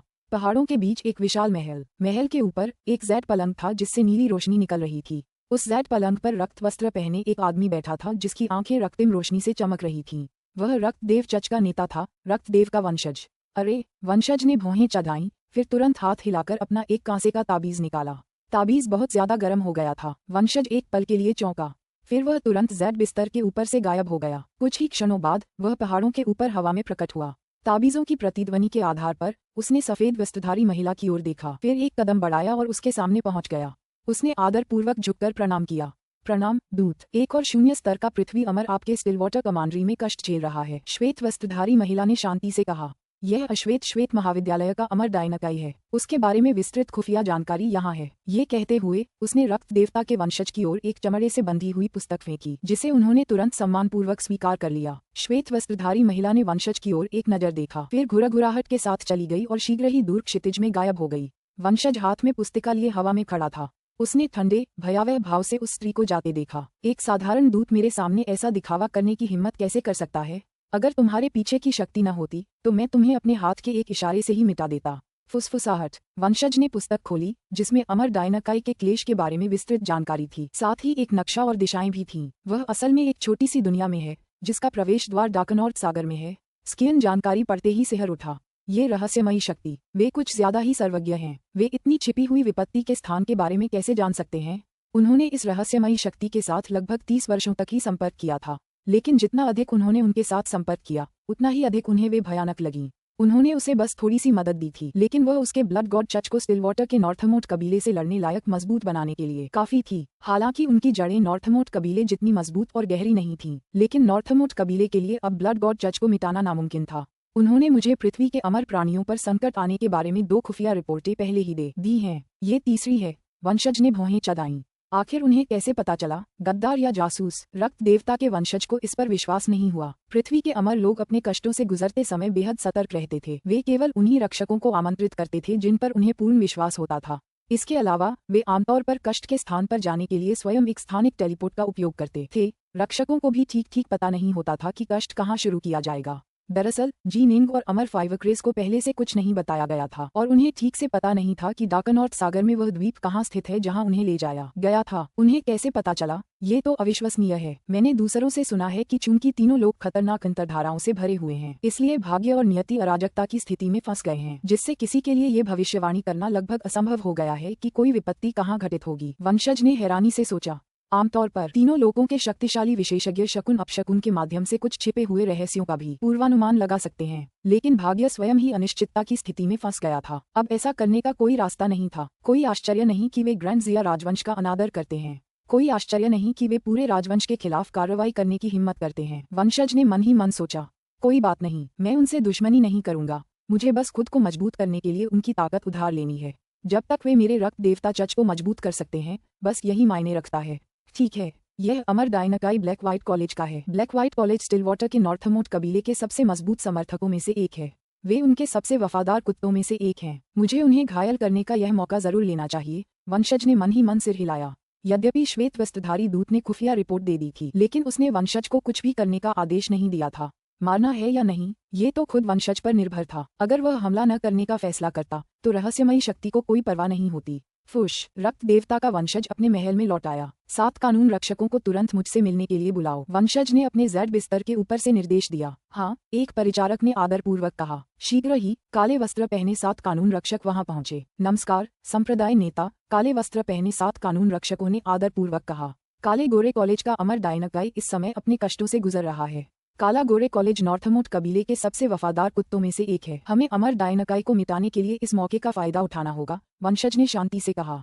काले गोरे कॉलेज के बाकी अमर सभी अपने कॉलेज में हैं। बहुत संभव है कि इस समय उसके साथ सिर्फ उसके शिष्य जी निंग और अमर फाइवक्रेस ही संरक्षक हों, जो काले गोरे कॉलेज का सबसे शक्तिशाली सदस्य है। मेरे साथ यात्रा पर चलो। आओ, हम काले गोरे कॉलेज के इन 3 सदस्यों का सफाया कर दें, रक्त देवता के वंशज ने कहा। इन तीनों के चले जाने से काले गोरे कॉलेज को बहुत नुकसान होगा। यह नॉर्थमोट कबीले के किसी एक सदस्य की टांग टूटने जैसा है। संप्रदाय के नेता, सिर्फ हम 7 लोग और आप, क्या ये काफी होगा? मैंने सुना है कि यह जी निंग 30 साल से ज्यादा समय से लापता है। उसने जरूर किसी त्रिलोक के विशेषज्ञ को अपना गुरु बना लिया होगा। ब्लैक व्हाइट कॉलेज से निपटना आसान नहीं है।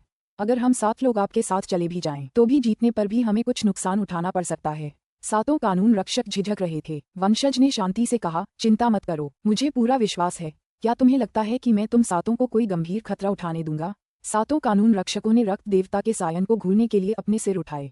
हम, वंशज ने ठंडी सांस ली, फिर हाथ हिलाया। उसकी हथेली में एक छोटा सा काला जहाज दिखाई दिया। ये है। 7 कानून रक्षकों की आंखें चमक उठीं। ये खजाना मेरे हाथ में आने के बाद मुझे विश्वास है कि अब आप सभी आश्वस्त हो गए होंगे, वंशज ने कहा। हम स्वाभाविक रूप से आपके आदेशों का पालन करेंगे, संप्रदाय नेता। 7 कानून रक्षकों ने अब कोई हिचकिचाहट नहीं दिखाई। वंशज ने तुरंत एक और मानसिक आदेश भेजा। 3 एल्डर, 7 कानून रक्षक और मैं एक यात्रा पर जा रहे हैं। चर्च के मामलों का प्रबंधन अस्थायी रूप से आप तीनों द्वारा किया जाएगा। चिंता मत करो, संप्रदाय के नेता। इसे हम पर छोड़ दो, तीनों बुजुर्गों ने उत्तर दिया। चल दर, हुश हुश हुश। वंशज आगे और 7 कानून रक्षक पीछे, 8 प्रकाश की धारियों की तरह चलते हुए आकाश में ऊंचे उड़ गए और फिर वे तेजी से एक स्थानिक टेलीपोर्ट का इस्तेमाल करके गायब हो गए। दूर डार्कनॉर्थ सागर, ज्वालामुखी वाले द्वीप के ऊपर की हवा, रक्त वस्त्रधारी रक्त देवता के वंशज तथा काले वस्त्रधारी 7 कानून रक्षक द्वीप के ऊपर हवा में खड़े थे। छोटी दुनिया का प्रवेश द्वार वहीं है, उस ज्वालामुखी के भीतर, वंशज ने शांति से कहा। हमारी खुफिया रिपोर्ट के अनुसार अमर डायनाकाई को अब तक 2 दिन कष्ट भोगने चाहिए थे। अगर वह अग्नि, वायु या वज्र के कष्टों पर विजय पाने में असफल रहा तो संभवतः अब तक वह मर चुका होगा या एक अपाहिज अमर प्राणी बन चुका होगा। अगर वह बच भी गया तो भी उसे अभी दानव हृदय कष्ट भोगना चाहिए। बाद में, जैसा मैंने तुम्हें पहले निर्देश दिया था वैसा ही करना। वंशज ने अपनी दृष्टि से 7 कानून रक्षकों को देखा। हाँ, संप्रदाय के नेता, काले वस्त्र पहने 7 कानून रक्षकों ने सम्मानपूर्वक कहा। मैं जाना, रक्त देवता के वंशज ने आदेश दिया। स्वॉश स्वॉश स्वॉश, प्रकाश की 8 किरणें तुरंत आकाश में फैल गईं और ज्वालामुखी के मुख में प्रवेश कर गईं। उनके गायब होने के तुरंत बाद ज्वालामुखी के प्रवेश द्वार के पास अंतरिक्ष में एक और लहर उठी। 12 सफेद वस्त्रधारी आकृतियां उभरीं, जिनमें से एक की बाह पर खून से सना निशान था। स्टिलवाटर कमांडरी के ब्लड गॉड जज की सेनाएं घुस आई हैं। एक सफेद वस्त्रधारी युवक ने हंसते हुए कहा, कैप्टन, आपने सचमुच सब कुछ ईश्वरीय ढंग से भविष्यवाणी कर दी थी। आपको पता था कि वे जरूर जाएंगे। ब्लैक व्हाइट कॉलेज स्टिलवाटर कमांडरी में ही स्थित है। अनगिनत युगों से वे स्टिलवाटर के नॉर्थमोट कबीले के साथ कदम से कदम मिलाकर चलते आए हैं। बदले में नॉर्थमोट कबीले ने हमेशा ब्लैक व्हाइट कॉलेज की रक्षा की है। 8 महाशक्तियों में से ब्लैक व्हाइट कॉलेज सबसे वफादार है। स्वाभाविक रूप से ब्लड गॉड चच अमर डायनाकाई को उसके दिव्य क्लेश के दौरान नष्ट करने के इस अवसर का लाभ उठाएगा। नेता, एक श्वेत वस्त्रधारी व्यक्ति, शांति से बोला, उनकी शक्ति से लाभ उठाकर हमारी अपनी हत्या का प्रयास आसान हो जाएगा। क्या हमें जी निंग के साथ व्यवहार में इतना सतर्क रहने की आवश्यकता है? ठीक है, हमारे वरिष्ठों ने भी हमें जी निंग के पीछे के स्कूल से सावधान रहने का निर्देश दिया था। वह खुद इतनी चिंता के लायक नहीं है। हमने दिव्य अमर प्राणियों को भी मार डाला है। एक युवा जिसने 1 सदी से भी कम समय तक प्रशिक्षण लिया हो, वह कितना शक्तिशाली हो सकता है? भले ही वह एक दाऊफादा का शिष्य ही क्यों न हो। सब बोल पड़े। नेता, जख्मी सफेद वस्त्रधारी आदमी, हंसा। जी निंग स्वाभाविक रूप से चिंता का विषय नहीं है, लेकिन मुझे डर है कि अगर कुछ अप्रत्याशित हुआ तो उसका स्कूल हस्तक्षेप कर सकता है। इसलिए ये हत्या जल्दबाजी में होनी चाहिए। हमें किसी भी अप्रत्याशित घटना से बचना होगा। ठीक है, सभी ने सिर हिलाया। वे सभी मुख्य रूप से निंग के स्कूल को लेकर चिंतित थे। इस बात से चिंतित कि कोई सच्चा अमर या दिव्य देवता अचानक प्रकट होकर उनका नरसंहार कर सकता है। पिछले 30 से ज्यादा सालों में निंग कहाँ गायब हो गया था, यह कोई नहीं जानता था। हालांकि ब्लड क्लाउड हॉल को मिली खुफिया रिपोर्टों से पता चलता था कि उसका गायब होना लगभग निश्चित रूप से भाग्य के एक असाधारण मोड़ से जुड़ा था। हमारी हत्या की योजना को अंजाम दो, जख्मी सफेद वस्त्र पहने आदमी ने गंभीरता से कहा। स्वूश स्वूश स्वूश। जैसे ही वे 12 आकृतियां ज्वालामुखी के मुख में प्रवेश कर गईं, वे तुरंत गायब हो गईं। जली हुई छोटी सी दुनिया के भीतर मौत की आभा भरी हुई थी। अमर डायनाकाई पद्मासन में विराजमान थे। उनसे 3000 मीटर की दूरी पर एक विशाल प्रतिबंधात्मक संरचना स्थापित की गई थी और उस संरचना की सतह प्रकाश से जगमगा रही थी। इस संरचना में केवल 2 आकृतियां थीं, अमर डायनाकाई और व्हाइट वाटर हाउंड। जी निंग और इमोर्टल फाइवक्रेज दोनों इस भव्य सीलिंग संरचना के बाहर थे। इससे पहले आंधी, आग और वज्रपात के दौरान निंग के समूह ने कोई भी संरचना बनाने की हिम्मत नहीं की थी। वे दिव्य विपत्ति को भंग करके दैवीय दंड नहीं पाना चाहते थे। वे नष्ट हो जाते, लेकिन अब जब वे अंतिम विपत्ति, दानव हृदय विपत्ति, पर थे तो एक विशाल प्रतिबंधात्मक संरचना बनाने से कोई फर्क नहीं पड़ता था। निंग और अमर फाइवक्रेज दोनों इस बात से चिंतित थे कि दुश्मन दिव्य इंद्रिय स्कैन से बचने के लिए किसी तकनीक का इस्तेमाल करके उनके पास से चुपके से गुजर जाएंगे। इसलिए उन्होंने यह विशाल सीलिंग संरचना बनाई थी। इसके मौजूद होने पर अमर डायनाकाई तक पहुंचने के लिए या तो संरचना को तोड़ना होगा या ग्रेटर टेलीपोर्टेशन तकनीक का उपयोग करना होगा। ये गुरु का दानव हृदय क्लेश का दूसरा दिन है। निंग ने अमर डायनाकाई की ओर मुड़कर देखा, जो भव्य सीलिंग संरचना के केंद्र में पद्मासन में शांतिपूर्वक विराजमान थी। कोई नहीं जानता था कि अमर डायनाकाई का दानव हृदय क्लेश कैसा होगा। सामान्यतः स्वच्छंद विचारों का सामना करना आसान था, लेकिन अगर किसी को उन्हें बहुत लंबे समय तक सहना पड़े, ये समझना जरूरी है कि वास्तविक दुनिया में कम से कम 7 दिन तो गुजरने ही थे। लेकिन राक्षस हृदय के क्लेश की दुनिया में 10,000 साल या उससे भी ज्यादा समय बीत सकता था। कुछ लोग तो ये भी भूल जाते थे कि वास्तविकता क्या है, और वे पूरी तरह से उस मायावी दुनिया में डूब जाते थे जब तक कि अंततः उनका नाश नहीं हो जाता। निंग अचानक चौंक गया क्योंकि उसके अवचेतन में खतरे का एक भयानक पूर्वाभास उभर आया। खतरा, निंग ने घबराकर कहा। बूढ़े भाई फाइवक्रेज, अंकल व्हाइट, सावधान रहना। मुझे लग रहा है कि खतरा नजदीक आ रहा है। अमर साधकों को आमतौर पर अवचेतन स्तर पर बहुत सटीक पूर्वाभास होता है। हालांकि निंग इस बात से बहुत हैरान था कि उसे खतरे का इतना शक्तिशाली पूर्वाभास कैसे हुआ, क्योंकि उसने पहले ही 8-9 रहस्यमयी कला का प्रशिक्षण ले लिया था। तार्किक रूप से कहें तो दुनिया में बहुत कम चीजें होंगी जो उसे डरा सकें। अगर दुश्मन मास्टर पर हमला करने भी आए तो क्या ये हो सकता है कि उन्होंने जो शक्ति तैयार की है वह मुझे भी धमकाने के लिए काफी हो? निंग को यकीन ही नहीं हो रहा था। अगर ऐसा है तो हम बड़ी मुसीबत में पड़ जाएंगे। निंग की आंखें अचानक टॉर्च की रोशनी से चमक उठीं। मशाल ड्रैगन की आंख। उन्होंने तुरंत अपनी दिव्य इंद्री और टॉर्च ड्रैगन की आंख दोनों से हर दिशा में नजर दौड़ाए। पुस्तक 14, अध्याय 16। प्रहार करते समय कोई दया नहीं। खतरा। इमोर्टल फाइवक्रेज और व्हाइट वाटर हाउंड दोनों चौंक गए, लेकिन दोनों में से किसी को भी जी निंग पर जरा भी शक नहीं हुआ। जैसे जैसे समय बीतता गया, उन्हें भी अवचेतन रूप से आसन्न खतरे का आभास होने लगा। अमर फाइवक्रेज को खासकर अपने दिल में एक ठंडा डर महसूस हुआ।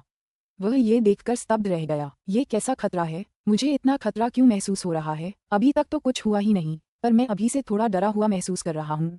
जी निंग। अमर फाइवक्रेज ने निंग की ओर देखा। अंकल व्हाइट, अपनी टुकड़ियां इस्तेमाल करने के लिए तैयार हो जाओ। किसी को भी मास्टर के पास जाने की इजाजत नहीं है। बड़े भाई फाइवक्रेज, सावधान रहना, निंग ने निर्देश दिया। आसपास के इलाके को देखते हुए उसकी आंखें मशालों की आग से चमक रही थीं। दूर से आने वाला सारा प्रकाश, जिसमें अपवर्तित प्रकाश और परावर्तित प्रकाश भी शामिल था, निंग की आंखों में आ रहा था। 60,000 किलोमीटर से भी अधिक दूर वे वहां हैं। निंग दूर से एक विशाल काले जहाज को अपनी ओर उड़ते हुए साफ देख सकता था।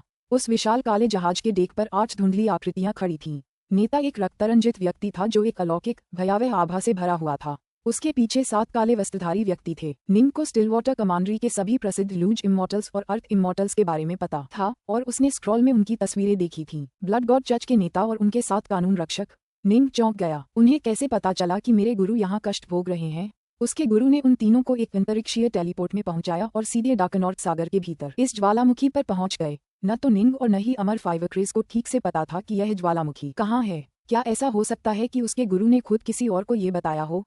नामुमकिन। कोई आश्चर्य नहीं कि हाल ही में ग्रैंड जिया में इतने सारे पृथ्वी अमरों को अपने कष्टों के दौरान हमलों का सामना करना पड़ा है। निंग ने मन ही मन सोचा। लगता है इन घटनाओं के पीछे के अपराधी के पास कोई खास तरीका जरूर होगा जिससे वह साफ साफ समझ सके कि दिव्य कष्ट कहाँ हो रहा है। इससे निंग और भी घबरा गया। इन चीजों के पीछे की शक्ति आखिर वो क्या थी? कोई आश्चर्य नहीं कि बूढ़े कुलपति को भी डर लग रहा था।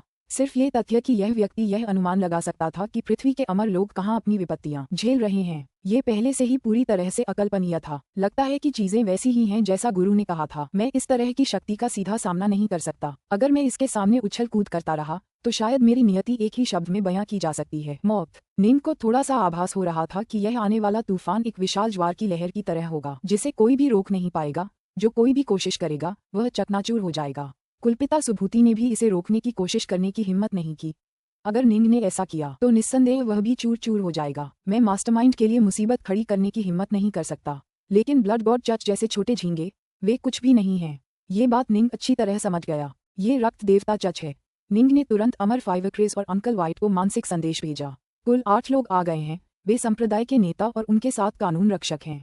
क्या रक्त देवता चर्च? कोई आश्चर्य नहीं कि मेरा अवचेतन मन मुझे बता रहा था कि यह खतरा इतना खतरनाक है।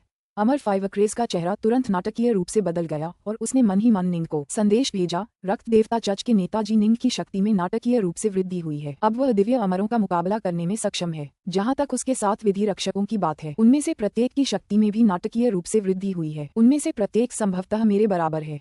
उन 8 की शक्ति को देखते हुए मैं उन्हें रोक ही नहीं सकता। मैं शायद एक ही सांस के भीतर मर जाऊंगा। 30 साल पहले ब्लड गॉड चर्च के 7 कानून रक्षक साधारण अमर लोगों से ज्यादा कुछ नहीं थे। ज्यादा से ज्यादा वे शायद उन अमर लोगों के बराबर थे जो 1 लाख साल तक जीवित रहे थे।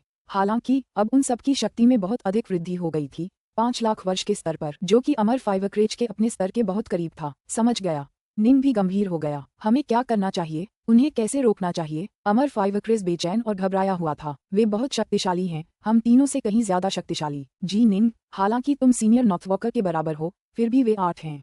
अगर उनमें से एक भी जूनियर प्रशिक्षु भाई डायनाके से लड़ने जाएगा तो वे उसे मार डालेंगे। दानव हृदय के संकट के दौरान व्यक्ति का मन पूरी तरह से दानव हृदय की दुनिया में समा जाता था। वास्तविक दुनिया में वापस लड़ने का कोई रास्ता नहीं था। इसलिए निंग के समूह को न केवल शत्रु पर विजय प्राप्त करनी थी, बल्कि उन 8 को पूरी तरह से अवरुद्ध भी करना था। अगर एक भी बच निकला तो इसे मुझ पर छोड़ दो। निंग की आंखों में एक तेज चमक थी। बूढ़े भाई फाइवक्रेज, फौरन ग्रैंड सीलिंग फॉर्मेशन में चले जाओ। मेरे मालिक के पास रहो और उनकी रक्षा करो। इन 8 की बात, इन्हें मुझ पर छोड़ दो। अगर कोई मुझसे आगे निकल गया तो तुम्हारी जिम्मेदारी। ठीक है। अमर फाइवक्रेज ने संकोच नहीं किया और व्हाइट वाटर हाउंड ने तुरंत उसे अंदर जाने दिया। निंग की आंखें मशालों की तरह चमक रही थीं जब उसने उस विशालकाय काले जहाज को धीरे धीरे पास आते देखा।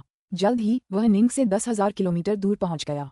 अब तक रक्त देवता चर्च के सदस्य अपनी नंगी आंखों से दूर उस भव्य सीलिंग संरचना को देख सकते थे। एक भव्य सीलिंग संरचना, रक्त देवता का वंशज ठंडी हंसी हंसा। लगता है यह अमर डायनाकाई पहले ही हवा, आग और वज्र के पहले 3 कष्टों पर विजय प्राप्त कर चुका है। वह दानव हृदय के कष्ट में लगा हुआ है। अगर हम न आते तो शायद वह सफल हो जाता और एक नया दिव्य अमर बन जाता। काश श्वेत श्याम महाविद्यालय का यह आसन दिव्य अमर हमारे हाथों मृत जन्म लेने वाला है। गड़गड़ाहट एक शक्तिशाली दिव्य शक्ति लहर की तरह बाहर की ओर आए और उन 8 पर टूट पड़ी। दिव्य शक्ति ने क्रोधित होकर गरजते हुए कहा, रक्त देवता के वंशज, 7 कानून रक्षकों, मैं तुमसे विनती करती हूँ कि जल्दी करो और चले जाओ। जी निंग, वह अमर नियति सम्मेलन के नंबर 1 अद्वितीय प्रतिभाशाली व्यक्ति के रूप में अपनी प्रतिष्ठा पर खरा उतरता है। उसकी दिव्य इंद्रिय 10,000 किलोमीटर तक फैल सकती है। वंशज की अपनी दिव्य इंद्रिय ने निंग की दिव्य इंद्रिय से संपर्क किया। जी निंग, तुम्हारे स्वामी अपने कष्टों से गुजर रहे हैं, है ना? इनकार मत करो, हम सब जानते हैं। हे, मैं देख सकता हूँ कि तुम्हारे स्वामी की रक्षा केवल तुम, फाइवक्रेज, और तुम्हारा वह व्हाइट वाटर हाउंड आत्मा जानवर ही कर रहा है। आहा, ये बहुत कमजोर है। इतनी शक्ति के साथ तुम मुझे किसी भी तरह नहीं रोक पाओगे। वंशज को पूर्ण आत्मविश्वास महसूस हुआ। रक्त देवता के वंशज, अगर तुम अभी चले गए तो मैं, जी निंग, आज के दिन तुम्हारी दया को याद रखूंगी। निंग ने दैवीय दृष्टि से क्रोधित होकर उत्तर दिया। लेकिन अगर तुमने हमला किया तो मैं जी निंग तुम्हारे रक्त देवता चच के साथ एक घातक युद्ध शुरू कर दूंगी। वंशज निंग की आवाज में छिपी क्रूरता और पागलपन को भांप गया। वह कुछ देर के लिए चौंका, लेकिन फिर हंसते हुए बोला, मौत का झगड़ा, स्टिलवाटर का नॉर्थमोस्ट कबीला भी मेरा कुछ नहीं बिगाड़ सका। मुझे तुमसे डरना चाहिए। 7 कानून रक्षकों, जी निंग को मेरे पास छोड़ दो, मैं उसे संभाल लूंगा। जहां तक फाइवक्रेज और उस आत्मा जानवर का सवाल है, मैं उन्हें तुम्हारे पास छोड़ दूंगा। फाइवक्रेज से निपटते हुए अमर डायनाकाई को मार डालो, वंशज ने भेजा। काम के लिए तैयार हो, चिंता मत करो संप्रदाय नेता, इसे हम पर छोड़ दीजिए। संप्रदाय के नेता 7 कानून रक्षकों को पूरा विश्वास था। सच तो ये था कि वे बस जी निंग से ही सावधान थे। आखिरकार जी निंग तो बेहद रहस्यमयी थी। हालांकि अब उन्हें केवल अमर फाइवक्रेज और उस आत्मा जानवर से निपटना था। उन्हें अभी भी पूरा विश्वास था कि वे ऐसा कर पाएंगे। 7 मिलकर फाइवक्रेज को पूरी तरह से कुचलने और उस पर हावी होने में सक्षम थे। व्हाइट वाटर हाउंड आत्मा जानवर के बारे में क्या? खुफिया रिपोर्ट के अनुसार ये पहले केवल वांशियांक स्तर पर था, हालांकि अब ये 0 स्तर पर था। ये बहुत तेजी से बढ़ा था और संभवतः इसका कोई ठोस आधार नहीं था। इसे मारना आसान होगा, ठीक है? वंशज हंसा और बोला, तो फिर हम करते हैं टकराना। काला जहाज अचानक तेज रफ्तार से पास आ गया। 3000 किलोमीटर, 2000, 1000, हमला करो, वंशज मन ही मन चिल्लाया। चलो चलें। 7 कानून रक्षक अपनी शक्ति का प्रदर्शन करते हुए बाहर निकले और 7 काली परछाइयों की तरह आसमान में उड़ गए। इसके तुरंत बाद उनके चारों ओर रक्तिम प्रकाश की धारियां घूमने लगीं और मिलकर एक रक्त ड्रैगन का रूप ले लिया जो 3000 मीटर से भी ज्यादा लंबा था। ये रक्त ड्रैगन विशिष्ट ड्रैकोनिक शल्कों से ढका हुआ था। उसकी लंबी ड्रैकोनिक मूंछें थीं और एक जोड़ी आंखें जो हत्या के इरादे से भरी हुई थीं। चूंकि वे 7 विधि रक्षकों के रूप में प्रतिष्ठित थे, इसलिए स्वाभाविक रूप से उनका अपना संयुक्त गठन था। अतीत में जब वे कमजोर थे तो स्टिलवाटर कमांडरी में निडर होकर घूमने के लिए उन्होंने इसी गठन पर भरोसा किया था। अब जब वे शक्तिशाली हो गए थे तो वे एक ऐसे लूज इमोर्टल के स्तर के करीब थे जो 10 लाख साल तक जीवित रहा हो। फुसफुसाहट। रक्त ड्रैगन जी निंग से बचते हुए एक ओर उड़ गया। हालांकि विशाल काला युद्धपोत सीधे उसकी ओर उड़ गया। डेक के ऊपर रक्त देवता का वंशज खड़ा था, जिसकी आंखें शैतानी क्रूरता से भरी थीं। उसकी दिव्य इंद्रियां एक बार फिर निंग से टकराईं और उसने संदेश भेजा, जी निंग, तुम मुझे रोक सकती हो, लेकिन मेरे 7 कानून रक्षकों को नहीं रोक सकती। तुम्हारे स्वामी की मृत्यु निश्चित है। जहां तक तुम्हारी बात है, मैं वास्तव में खुद देखना चाहता हूं कि अमर भाग्य के सम्मेलन का नंबर 1 प्रतिभाशाली व्यक्ति कितना शक्तिशाली है। हम्फ। निंग वहां खड़े खड़े ठंडी हंसी, लेकिन उसका दिल जोर से धड़क रहा था। अपने स्वामी की रक्षा के लिए निंग ने कई तैयारियां कर रखी थीं। हालांकि रक्त देवता चर्च के 8 सदस्य देखने में शक्तिशाली लग रहे थे। निंग को पूरा विश्वास था कि वह उन्हें रोक सकता है। उन 8 से उसे कोई खतरा नहीं हो सकता था, लेकिन खतरे का उसका पूर्वाभास गलत नहीं हो सकता था। तो फिर खतरा कहाँ छिपा था? निंग ने मन ही मन सोचा, जब भी ऐसा होगा मैं उससे निपट लूंगा। अमर फाइवक्रेज अमर डायनाकाई से कुछ दर्जन मीटर की दूरी पर खड़ा था। उसके चारों ओर 7 अमर तलवारें घूम रही थीं। उसका दिल चिंता से भर गया था। जी निंग ने कहा था कि वह उन्हें रोक देगा और जो भी उसके पास से गुजरेगा उसे मुझे संभालना होगा। लेकिन रक्त देवता का वंशज अब उससे निपट रहा है, जबकि 7 कानून रक्षक इस तरफ से हमला कर रहे हैं। मैं उनमें से 7 को कैसे रोक सकता हूँ? अगर मैं, एक भीला अमर जो कुछ लाख साल जी चुका हूँ, मर भी जाऊं तो कोई बात नहीं, लेकिन कनिष्ठ प्रशिक्षु भाई वज्र क्लेश के 6-9 सेट भी पार कर सकता था। अगर उसे रक्त देवता चर्च द्वारा मार दिया जाए तो ये बहुत अन्याय होगा। चाहे कुछ भी हो, भले ही मुझे अपना ये पुराना जीवन छोड़ना पड़े, मुझे अपने कनिष्ठ प्रशिक्षु भाई की रक्षा करनी है। अमर फाइवक्रेज ने दांत पीसते हुए दूर खड़े ब्लड ड्रैगन की ओर देखा। रक्त ड्रैगन के रूप में 7 कानून रक्षकों ने एक अलौकिक भयानक आभा बिखेरी। जैसे ही रक्त ड्रैगन पास आया, उसने अचानक अपनी पूंछ से वार किया। सच तो ये था कि उसकी पूंछ कई अमर जादुई खजानों से बनी थी, जिनमें अमर तलवारें और रिबन भी शामिल थे। गड़गड़ाहट। पूंछ सीधे ग्रैंड सीलिंग संरचना पर गिर गई, जिससे वह तुरंत टूट गई। तभी व्हाइट वाटर हाउंड, जो पहले चुपचाप लेटा हुआ था, अपने पैरों पर खड़ा हो गया। उसके बगल में काले वस्त्र पहने एक युवक दिखाई दिया। यह निंग का प्राइमल ट्विन था। निंग को आभास हो गया कि खतरा आने वाला है, इसलिए उसने अपना असली शरीर रक्षा की पहली पंक्ति के रूप में समूह के बाहर छोड़ दिया, जबकि उसने अपने प्राइमल ट्विन को समूह के भीतर ही रक्षा की दूसरी पंक्ति के रूप में रहने दिया। तुम मेरे स्वामी को नुकसान पहुंचाना चाहते हो? काले वस्त्र पहने निंग की आंखों में एक भयंकर रोशनी चमक उठी और अचानक 9 पारदर्शी काली अमर तलवारें कहीं से उसके बगल में प्रकट हो गईं। उनमें से 9 अमर फाइवक्रेज हैरान भी हुआ और खुश भी। तो असल में उन बेहतरीन अमर श्रेणी की उड़ने वाली तलवारों में से 9 थीं। और जी निंग, उस छोटे बच्चे ने असल में अपना प्राइमल ट्विन यहीं छिपा रखा था। इस छोटे से लड़के ने मुझे बहुत डरा दिया, लेकिन क्या उसका प्राइमल ट्विन इन 7 कानून रक्षकों को रोक पाएगा? अमर फाइवक्रेज अच्छी तरह जानता था कि वह खुद नहीं है। सब कुछ निंग पर निर्भर करेगा। रेप। आकाश में अचानक 9 तलवारनुमा निशान उभर आए, मानो उसमें गहरी खायां खोद दी गई हों। ये 9 निशान तलवारों के एक विशाल जाल जैसे थे जो विशालकाय रक्त ड्रैगन की ओर बढ़ रहे थे। तोड़ो। रक्त ड्रैगन ने एक क्रोधित दहाड़ लगाई जो सभी 7 कानून रक्षकों की मिश्रित आवाजों की तरह लग रही थी, और उसी समय उसने एक बार फिर अपनी पूंछ को उसकी ओर पटक दिया। रेप स्लैश वाह 9 तलवार फाड़, जिनमें से प्रत्येक एक साधारण दिव्य अमर के प्रहार के बराबर था। जब संयुक्त, इस प्रहार की शक्ति निंग के असली शरीर की शक्ति से भी बढ़कर थी।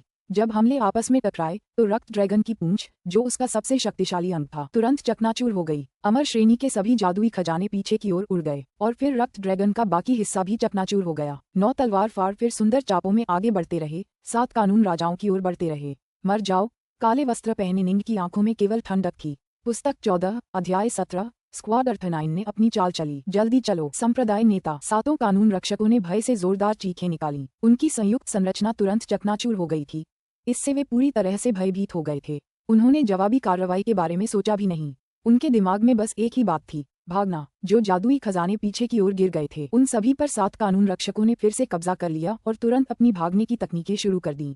तथापि काले वस्त्र पहने जी निंग हेवनरेकर तकनीक का इस्तेमाल कर रही थी, एक तलवारबाजी तकनीक जो सामूहिक हमलों के लिए बेहद उपयुक्त थी। इसके अलावा इस तकनीक में 9 अमर श्रेणी की उड़ने वाली तलवारें शामिल थीं, जबकि दुश्मन केवल 7 थे। Swish swish swish swish swish swish. निंग के नियंत्रण में आकाश में एक के बाद एक आंसू दिखाई दिए, जो 7 कानून रक्षकों की ओर बढ़ रहे थे। प्रत्येक कानून रक्षक के पास अमरता प्राप्त जादुई खजाने थे, लेकिन देखने में तो उनके खजाने बिल्कुल साधारण थे। उनमें से एक चांदी के बालों वाला, बाज जैसी नाक वाला एक बुजुर्ग कुल 3 उड़ती तलवारें रखता था, जबकि एक युवा दिखने वाला व्यक्ति भारी मात्रा में तारों की धूल को नियंत्रित कर रहा था। इन दोनों ढीले अमरों में से प्रत्येक का पीछा स्वर्ग रक्षक तलवारों की एक जोड़ी कर रही थी, जबकि बाकी का पीछा एक एक तलवार कर रही थी। रोको। युवा दिखने वाला लूज इमॉर्टल्स उन 7 में सबसे शक्तिशाली था।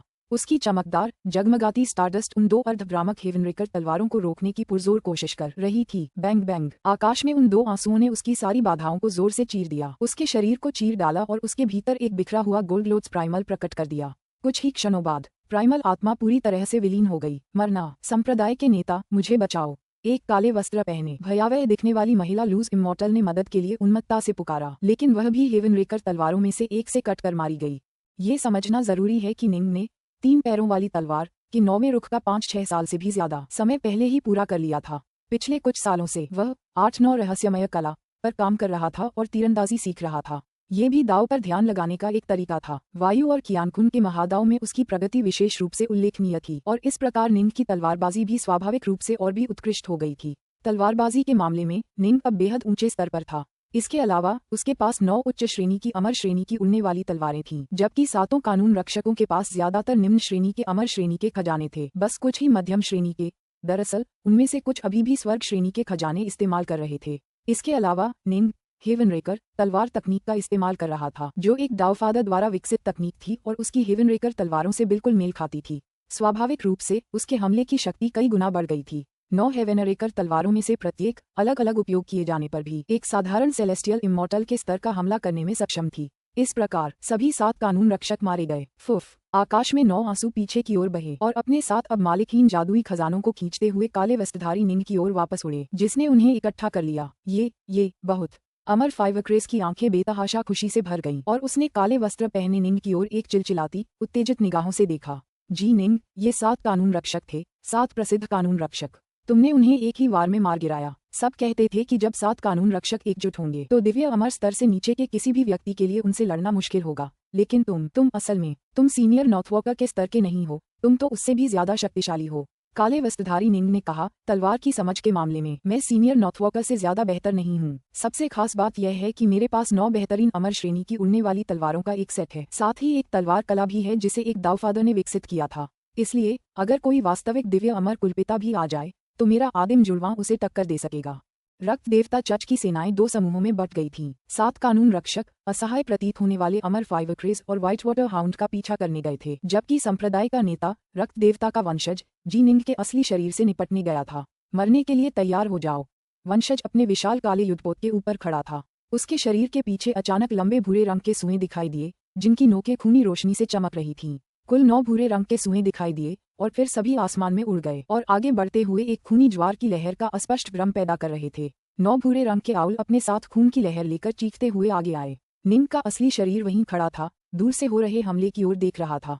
निंग ने अपना हाथ हिलाया और उसके भीतर 1000 बैलों वाली तलवार प्रकट हुई। उसने 1000 बैलों वाली तलवार को अपने अंतिम चरण के 0 स्तर के तत्वकी से भर दिया और इस तलवार की शक्ति, जो लगभग शुद्ध यान खजाने के स्तर की थी, तुरंत एक चौंकाने वाली ऊंचाई पर पहुंच गई। ये 1000 बैल तलवार वास्तव में शुद्ध यान खजाने के स्तर के बहुत करीब है। इस तरह के एक जादुई खजाने, जो किसी व्यक्ति द्वारा गढ़ा गया था, में मौलिकी के संदर्भ में बेहद सटीक आवश्यकताएं होती हैं। केवल दिव्य अमर ही शुद्ध यान खजाने का उपयोग कर सकते हैं, और यह 1000 बैल तलवार उस स्तर के बेहद करीब है।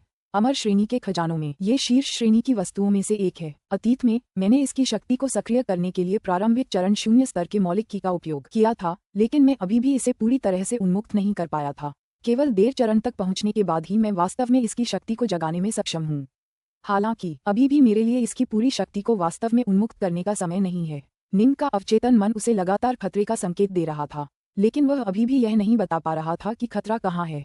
इस बेचैनी के कारण निंग अपनी शक्ति का एक हिस्सा छिपाए हुए था, ताकि किसी भी अप्रत्याशित स्थिति से निपट सके। उठो! तुरंत उसके चारों ओर एक विशाल कमल पुष्प तलवार भूमि प्रकट हुई। चूंकि उसके शरीर में पृथ्वी की अग्नि और विकट बर्फ अभी तक आकाश अग्नि या आकाश जल के स्तर तक नहीं पहुंची थी, इसलिए उसके जलज्वाला कमल की शक्ति अभी भी कमल पुष्प तलवार भूमि से कमतर थी। उसके चारों ओर एक विशाल कमल खिल गया, जो पंखुड़ियों की परतों से भरा हुआ था। अब चूंकि उसे दाव के बारे में बेहतर समझ हो गई थी, इसलिए उसके कमल पुष्प तलवार भूमि की शक्ति भी बढ़ गई थी। धमाक धमाक धमाक, एक के बाद एक खूनी सुइयां आगे की ओर आती रहीं, एक के बाद एक पंखुड़ियों की परत को चीरती हुई। निंग ने अपनी 1000 बैल वाली तलवार पकड़ ली। तलवार की रोशनी अचानक उसके सामने चमक उठी और हर नुकीली सुई को रोक दिया। विस्फोटक ध्वनियां अंतहीन गूंज उठीं और तलवार की लहरें एक धारा की तरह बह निकलीं। अपने लोटस फ्लावर स्वॉर्डलैंड और थाउजेंड बुल तलवार पर भरोसा करके निंग पीछे की ओर उड़ रहे प्रत्येक आउल को गिराने में सक्षम था। ओह! वंशज अपने जादुई खजानों को नियंत्रित कर रहा था ताकि दूर से हमला कर सके और साथ ही अपने साथ कानून रक्षकों पर भी नजर रख रहा था। ये जी निंग वाकई बहुत दुर्जेय है। हालांकि मैंने अपनी शक्ति का केवल 1/3 ही इस्तेमाल किया है। उसने भी अपनी 3 सिर 6 भुजाएं शक्ति का इस्तेमाल नहीं किया है। वह सिर्फ एक अमर तलवार का इस्तेमाल करके उसे रोकने में सक्षम था। ऐसा लगता है कि अगर मैं पूरी शक्ति से नहीं लड़ूंगा तो मेरे लिए उसे मारना मुश्किल होगा। वह इतना शक्तिशाली है, जबकि उसने सिर्फ 1 सदी तक प्रशिक्षण लिया है। ऐसा लगता है कि उसके जैसे लोग नंबर 1 अद्वितीय प्रतिभा और अमर भाग्य सम्मेलन के चैंपियन वाकई बहुत खास हैं। हम 7 कानून रक्षकों द्वारा 5 क्रेज डायनाकाई और उस आत्मा जानवर को मारने के बाद हम सेना में शामिल होंगे और जी निंग को मार डालेंगे। वंशज ने सब कुछ पूरी तरह सोच लिया था, लेकिन अचानक उसे पता चला और वह हैरान रह गया। काले वस्त्र पहने निंग अचानक भव्य सीलिंग संरचना के भीतर प्रकट हो गए थे। एक आदिम जुड़वां। जी निंग सचमुच अपने आदिम जुड़वां से अलग हो गया। क्या उसे डर नहीं है कि वे विभाजित होकर जीत जाएंगे? ऐसा करना उसके लिए आत्मघाती है। वंशज बस चौंका था, वह वास्तव में घबराया नहीं था। जैसा कि उसने देखा, भले ही 7 कानून रक्षक मिलकर निंग के आदिम जुड़वां को दबा न पाएं, कम से कम वे उसके बराबर तो होंगे ही। वे हैं 9 भयानक रूप से शक्तिशाली अमर श्रेणी के जादुई खजाने, इतने शक्तिशाली कि दिल दहल जाए। वे 9 तलवारों की शक्ल में हवा में गरज रहे थे और रक्त ड्रैगन को उड़ाकर टुकड़े टुकड़े कर रहे थे। 7 कानून रक्षक घबराकर भाग गए और बचाव के लिए बुरी तरह चिल्लाने लगे, लेकिन उनमें से प्रत्येक को पकड़ लिया गया और मार दिया गया। वंशज पूरी तरह से स्तब्ध रह गया। निंग का प्राइमल ट्विन उसकी अपेक्षा से कहीं ज्यादा शक्तिशाली था। अगर वह खुद पूरी ताकत से वार भी करता, तो भी वह ब्लड ड्रैगन को एक ही वार में नष्ट नहीं कर पाता। ये समझना जरूरी है कि जब 2 पक्ष लगभग बराबरी पर होते हैं, तो ज्यादा से ज्यादा एक पक्ष को नुकसानदेह स्थिति में रखा जा सकता है। दुश्मन को पूरी तरह से नष्ट करना आमतौर पर तभी संभव था जब ताकत में काफी अंतर हो। जी निंग का ये प्राइमल ट्विन, संप्रदाय के नेता, खुद उससे भी ज्यादा शक्तिशाली था। मेरे 7 कानून रक्षक चले गए। बस यूं ही वंशज के दिल में गहरा दर्द हुआ। ये जी निंग बिल्कुल अमानवीय है। यह एक राक्षस है। इसे 1 सदी से भी कम समय का प्रशिक्षण मिला है, लेकिन यह मेरे द्वारा अर्जित गुप्त कलाओं से भी ज्यादा शक्तिशाली है। मुझे लगता है कि स्टिलवाटर कमांडरी में सिर्फ वह बूढ़ा हंचमोट ही इसके स्तर का है। मेरे 7 कानून रक्षक मर गए। मुझे उसे सबक सिखाना होगा। वंशज की आंखों में क्रूरता का भाव दिखाई दिया। रक्त देवता चर्च के सभी अनुयायी अपनी क्रूर बर्बरता के लिए प्रसिद्ध थे और रक्त देवता का वंशज स्वयं एक पागल व्यक्ति के रूप में जाना जाता था। इसके अलावा उसके पास उसका कीमती जहाज भी था। वह इतनी आसानी से क्यों चला गया? स्वूश! लंबे लंबे कांटे अचानक पीछे की ओर उड़ गए और विशालकाय काला युद्धपोत तेजी से सिकुड़ने लगा। स्कियन युद्धपोत के केबिन में छिप गया, जिसने फिर खुद को एक किले की तरह पूरी तरह से बंद कर लिया। जी निंग, तुमने मेरे 7 कानून रक्षकों को मार डाला, लेकिन मैं तुम्हारे स्वामी को मार डालूंगा। वंशज की गरजती आवाज आसमान में गूंज उठी, लेकिन उसने मन ही मन सोचा, आज मेरा नुकसान बहुत ज्यादा हुआ है, लेकिन डायनाकाई को मारना मेरे लिए बहुत बड़ा पुण्य का काम माना जाएगा। मुझे इससे कुछ अच्छे खजाने हासिल करने हैं। निंग रक्त देवता के वंशज पर ज्यादा ध्यान नहीं दे रहा था। वह अपना ज्यादातर समय सतर्क रहकर और उस अदृश्य खतरे के लिए तैयार रहकर बिता रहा था जिसका उसे लगातार आभास हो रहा था। वह किसी भी पल पलटवार करने के लिए तैयार था। वंशज को अचानक सिकुड़े हुए काले युद्धपोत में छिपते देख, जो अब किसी किले की तरह कसकर बंद था, निंग ने भौहें चढ़ाईं और मन ही मन कहा, अंकल वाइट, अपनी सेना सक्रिय करो और रक्त देवता के वंशज को रोक दो।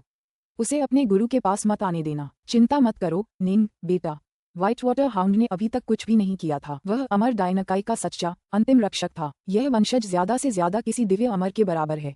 इसे मारना तो मुश्किल है, लेकिन इसे दबाना मुमकिन है, निंग ने मन ही मन सोचा। और उसका वह कीमती जहाज तो बस एक सुरक्षा कवच है। असल में उससे मुझे कोई खतरा नहीं है।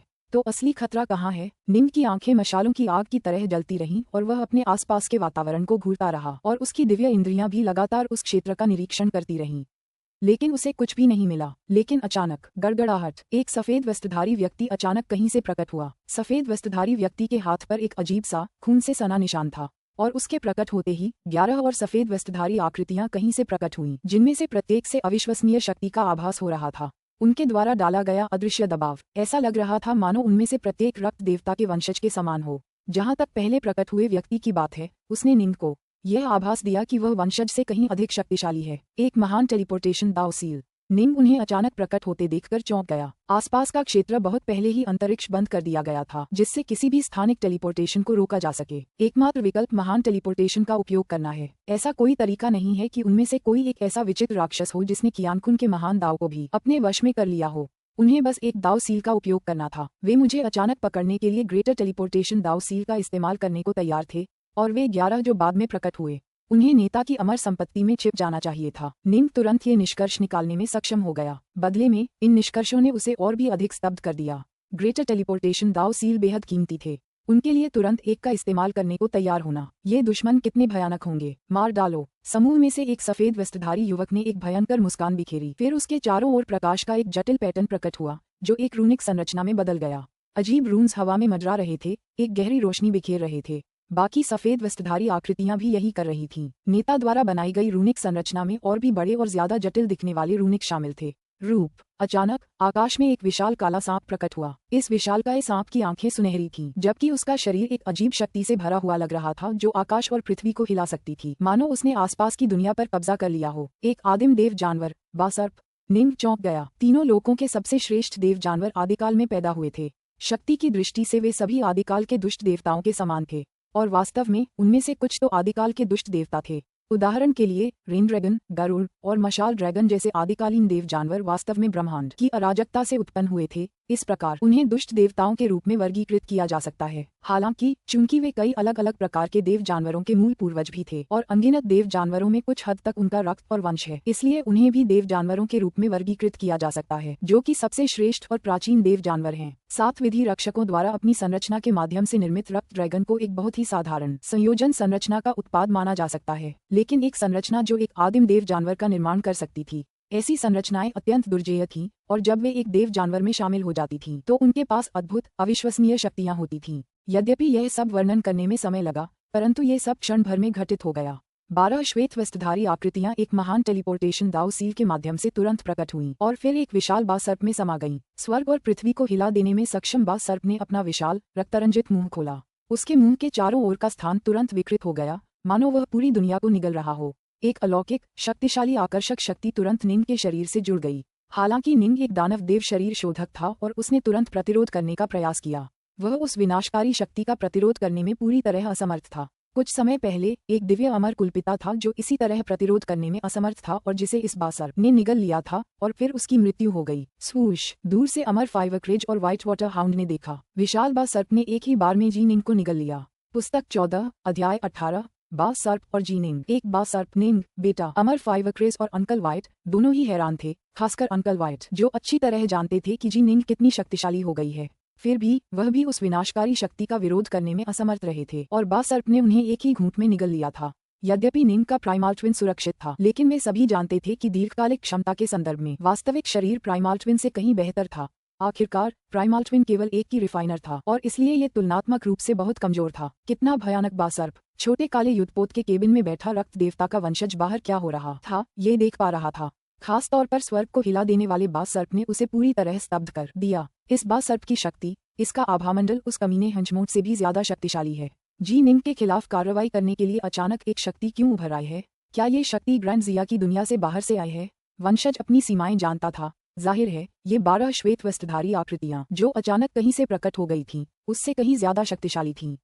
वह बासर्प अकेला दिव्य अमर कुलपिताओं का दमन करने में सक्षम था। इस पीढ़ी का एक बेजोड़ प्रतिभाशाली व्यक्ति जी निंग शायद अभी अभी मर गया है। वंशज मन ही मन बुदबुदाया, हम यही अच्छा है, अब मैं तुम्हारे स्वामी को तुम्हारे साथ शामिल होने दूंगा। जैसे ही रक्त देवता का वंशज भव्य सीलिंग संरचना की ओर बढ़ने लगा, बासर्प के शरीर के भीतर फुसफुसाहट, एक अतुलनीय क्रूर भक्षण शक्ति जिसके खिलाफ लड़ने में निंग पूरी तरह से असमर्थ था, ने निंग को सांप के विशाल खूनी जबड़े में खींच लिया था।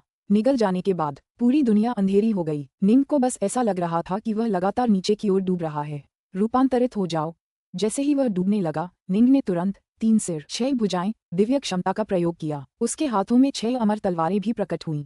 वे थीं 1000 बैल तलवार, उसकी 3 डार्कनॉर्थ तलवारें और 2 वेवब्रेकर गॉडशॉक तलवारें। ऐसा मुख्यतः इसलिए था क्योंकि निंग के पास अब कोई और अमर श्रेणी की उड़ने वाली तलवारें नहीं थीं। वेवब्रेकर गॉडशॉक तलवारें उच्च श्रेणी की स्वर्ग श्रेणी की उड़ने वाली तलवारें थीं जो उसने पानी के नीचे की संपत्ति के ट्रेजर हॉल से प्राप्त की थीं, और इसलिए वे निम्न श्रेणी की अमर श्रेणी की उड़ने वाली तलवारों से उतनी कमजोर नहीं थीं।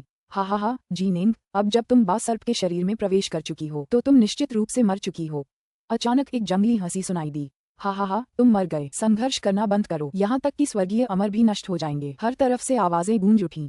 उसी समय निंग के बिल्कुल पास एक मांसल दीवार से अचानक एक लंबा सुआ निकला। सुआ एक भयावह रोशनी से चमक रहा था और बिजली की तेजी से आगे बढ़ रहा था। निंग की ओर बढ़ते हुए उसने एक नीले रंग के ततैया का हल्का सा भ्रम भी पैदा किया। झंकार, निंग की 6 भुजाओं में से एक, जिसमें डार्कनॉर्थ तलवार थी, ने सुआ को उड़ा दिया। इसके तुरंत बाद हर तरफ से निंग पर दूसरे प्रकार के जादुई खजाने और गुप्त कलाओं के हमले होने लगे। चूंकि निंग बासर्प के शरीर के भीतर था और हमले अचानक शरीर के भीतर की मांसल, दीवारों और सर्प की हड्डियों से हो रहे थे, इसलिए हमले बहुत कम दूरी से हो रहे थे, जिससे वह बार बार चौंक जाता था। इस वजह से निंग के लिए अब हालात काफी मुश्किल हो गए थे। स्वर्ग का जल, निंग की 6 तलवारें एक साथ चलीं और एक के बाद एक पानी की धाराओं का भ्रम पैदा होने लगा। निंग के चारों ओर पानी की एक बड़ी मात्रा घूमने लगी, जिससे उसके आसपास की दुनिया पानी की दुनिया में बदलती हुई प्रतीत होने लगी। ये तकनीक भी दिव्यता महल की 9वीं मंजिल से आई थी और इसे भी एक दाऊफादर ने ही बनाया था। ये स्वर्ग रक्षक, स्वर्ग के जल के समकक्ष एक तलवार कला थी। हेवन रेकर समूह हमलों के लिए और एकल लक्ष्य दुश्मनों के खिलाफ भी उपयुक्त था। स्वर्ग का जल रक्षा के लिए सबसे उपयुक्त था। नहीं, मैं इस तरह से रोक नहीं पाऊंगा। निंग को बचाव करना बेहद मुश्किल लग रहा था। जैसा कि कहावत है, 2 मुट्ठियों के लिए कई हाथों से लड़ना मुश्किल होता है। हालांकि निंग के पास उस समय 6 भुजाएं थीं, फिर भी वह 12 विरोधियों का सामना कर रहा था। हर प्रतिद्वंद्वी के पास कई जादुई खजाने थे और हर एक हमला काफी भयावह था। हमले इतने करीब से होने के कारण निंग के पास प्रतिक्रिया करने का समय बहुत कम था। ऐसा लगता है कि मुझे 1000 बैल तलवार पर निर्भर रहना होगा। निंग 1000 बैल तलवार की इस अद्भुत तकनीक को छिपाकर रखना चाहता था, ताकि एक आश्चर्यजनक हमले में अपने सभी दुश्मनों का सफाया कर सके। हालांकि उसके दुश्मनों के लिए बेकाबू अराजक हमले उसे ये हमला करने के लिए मजबूर करने के लिए काफी थे। एक ऐसा हमला जिसे करने में निंग का असली शरीर केवल 0 स्तर पर पहुंचने के बाद ही सक्षम हुआ था। प्रिमोडियल नाइट रिवर, उभरो। निंग की आंखों में क्रूरता भर गई और उसके शरीर के भीतर मौजूद शुद्ध उत्तर 0 स्तर की तात्विक शक्ति 1000 बैल तलवार में प्रवाहित हुई, जिससे तलवार के भीतर संरचना आरेख पूरी तरह सक्रिय हो गया। तुरंत लहरों की आवाज सुनाई दी और उसके आसपास के क्षेत्र में अचानक एक विशाल चौड़ी नदी प्रकट हुई। जब नदी प्रकट हुई तो उसका एक हिस्सा बासर्प के शरीर के भीतर प्रकट हुआ, जबकि एक हिस्सा शरीर के बाहर। ऐसा इसलिए था क्योंकि पूरी नाइट रिवर 10,000 किलोमीटर लंबी थी। नाइट रिवर प्रभाव को सक्रिय करने के लिए बहुत अधिक मात्रा में तात्विक शक्ति की आवश्यकता थी, लेकिन इसकी शक्ति भी उतनी ही शक्तिशाली थी। गड़गड़ाहट, नदी की लहरें पूरे क्षेत्र में तेजी से फैल गईं। बासर्प के शरीर के भीतर छिपे अर्थनाइन दस्ते के 12 श्वेत वस्त्रधारी सदस्य सभी स्तब्ध रह गए। जैसे ही नाइट रिवर नामक आदिम नदी का पानी उन पर टूटा और जैसे ही बासर्प के शरीर के बाहर नदी का पानी उस पर गिरा, उनकी बासर्प संरचना चरमराने और टूटने लगी। घबराओ मत, यह अमर तलवार के संरचना चित्र की शक्ति है। इसमें केवल संकुचित करने और दबाने की शक्ति है। एक संरचना चित्र बासर्प का कुछ नहीं बिगाड़ पाएगा। प्रमुख सफेद बालों वाले व्यक्ति ने तुरंत मन ही मन दूसरों को संदेश भेजा। बाहरी दुनिया, रक्त देवता का वंशज उस दल में फंस गया था। हालांकि वह दूर अमर डायनाकाई और व्हाइट वाटर हाउंड को देख सकता था, लेकिन वह उनके और करीब नहीं जा पा रहा था। वह व्हाइट वाटर हाउंड तो बस फूक्सी स्टाफ फॉर्मेशन का इस्तेमाल कर रहा है। उसकी फॉर्मेशन इतनी शक्तिशाली कैसे है? मैंने हजारों सालों तक प्रशिक्षण लिया है और मुझे फॉर्मेशन की कला की कुछ समझ है, लेकिन मुझे इस फॉर्मेशन में एक भी कमी नहीं दिखी। रक्त देवता का वंशज पूरी तरह से स्तब्ध रह गया। ठीक इसी समय दूर से बड़े विस्फोटों की आवाजें सुनी जा सकती थीं। वंशज उस दिशा में देखने के लिए मुड़ा। उसे बाहरी दुनिया में अभी भी विशालकाय बासर्प दिखाई दे रहा था। वह वहां उड़कर नहीं जा सकता था। बास सर्प, एक नदी, अंकल व्हाइट और इमोर्टल फाइवक्रिज भी देखने लगे। दूर से देखने पर 3 किलोमीटर लंबा बास सर्प 10,000 किलोमीटर से भी ज्यादा लंबी एक विशाल विस्मयकारी नदी में पूरी तरह से बह गया था। नदी का पानी बास सर्प के शरीर के चारों ओर तेजी से घूम रहा था और फिर विशाल नदी तेजी से सिकुड़ने लगी। 10,000 किलोमीटर से 100 किलोमीटर तक, फिर 10 किलोमीटर तक। 10 किलोमीटर लंबी नदी अब आकार में लगभग 3 किलोमीटर लंबे बास सर्प के बराबर हो गई थी। नदी के सिकुड़ने के साथ उसकी शक्ति बढ़ती गई और वह बास सर्प के चारों ओर कुंडली मारकर घूमती रही, यहाँ तक कि बास सर्प के शरीर, नाक और मुंह से पानी अंदर बाहर बह रहा था। दहाड़, बास सर्प ने अपना सिर उठाया और एक भयंकर गुर्राहट के साथ मुड़ मुड़कर खुद को छुड़ाने की कोशिश करने लगा, लेकिन नदी जरा भी नहीं हिली। कैप्टन, नदी के पानी का दबाव बहुत ज्यादा है और इसने बास सर्पेंट के शरीर के हर हिस्से को ढक लिया है। इस बास सर्पेंट फॉर्मेशन को बनाए रखने में हम बहुत ज्यादा एलिमेंटल की का इस्तेमाल कर रहे हैं।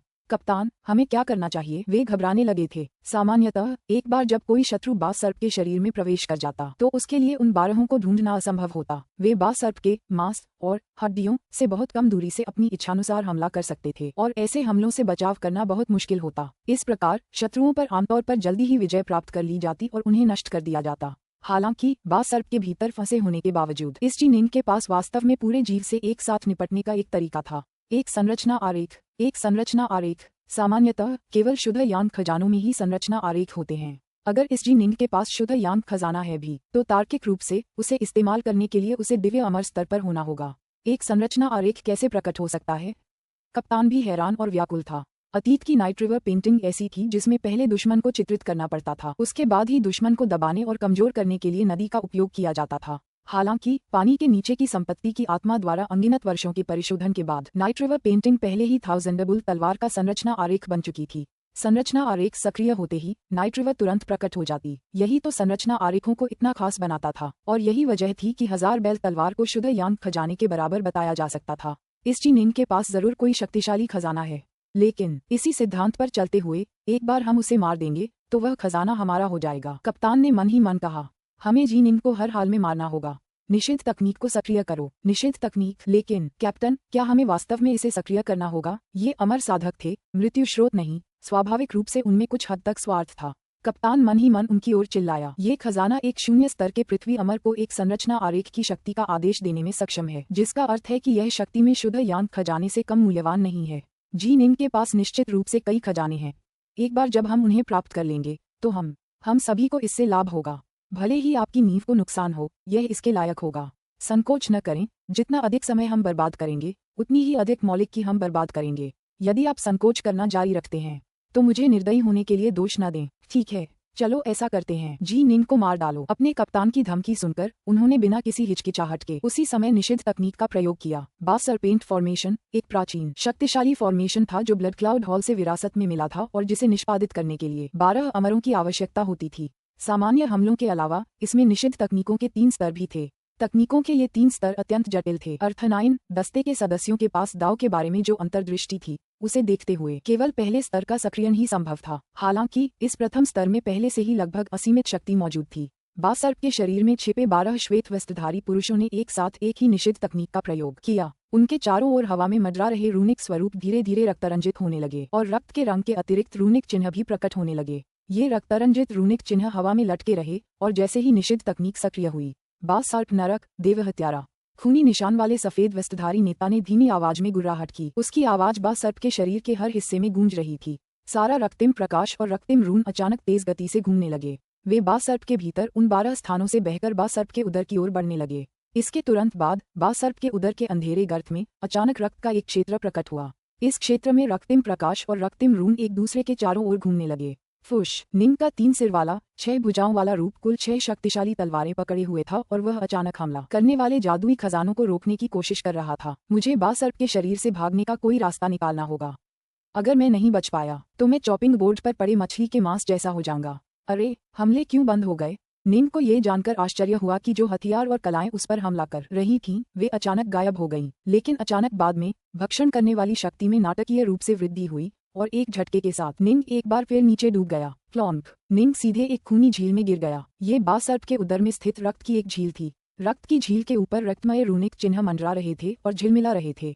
झील में गिरते ही निंग ने तुरंत बाहर निकलने की कोशिश की, लेकिन झील की चूसने की शक्ति बहुत ज्यादा थी। निंग उसमें पूरी तरह फंस गया था और बाहर निकलने में पूरी तरह असमर्थ था। उसी समय निंग को महसूस हुआ कि उसके शरीर के हर हिस्से पर एक शक्तिशाली संक्षारक बल लग रहा है।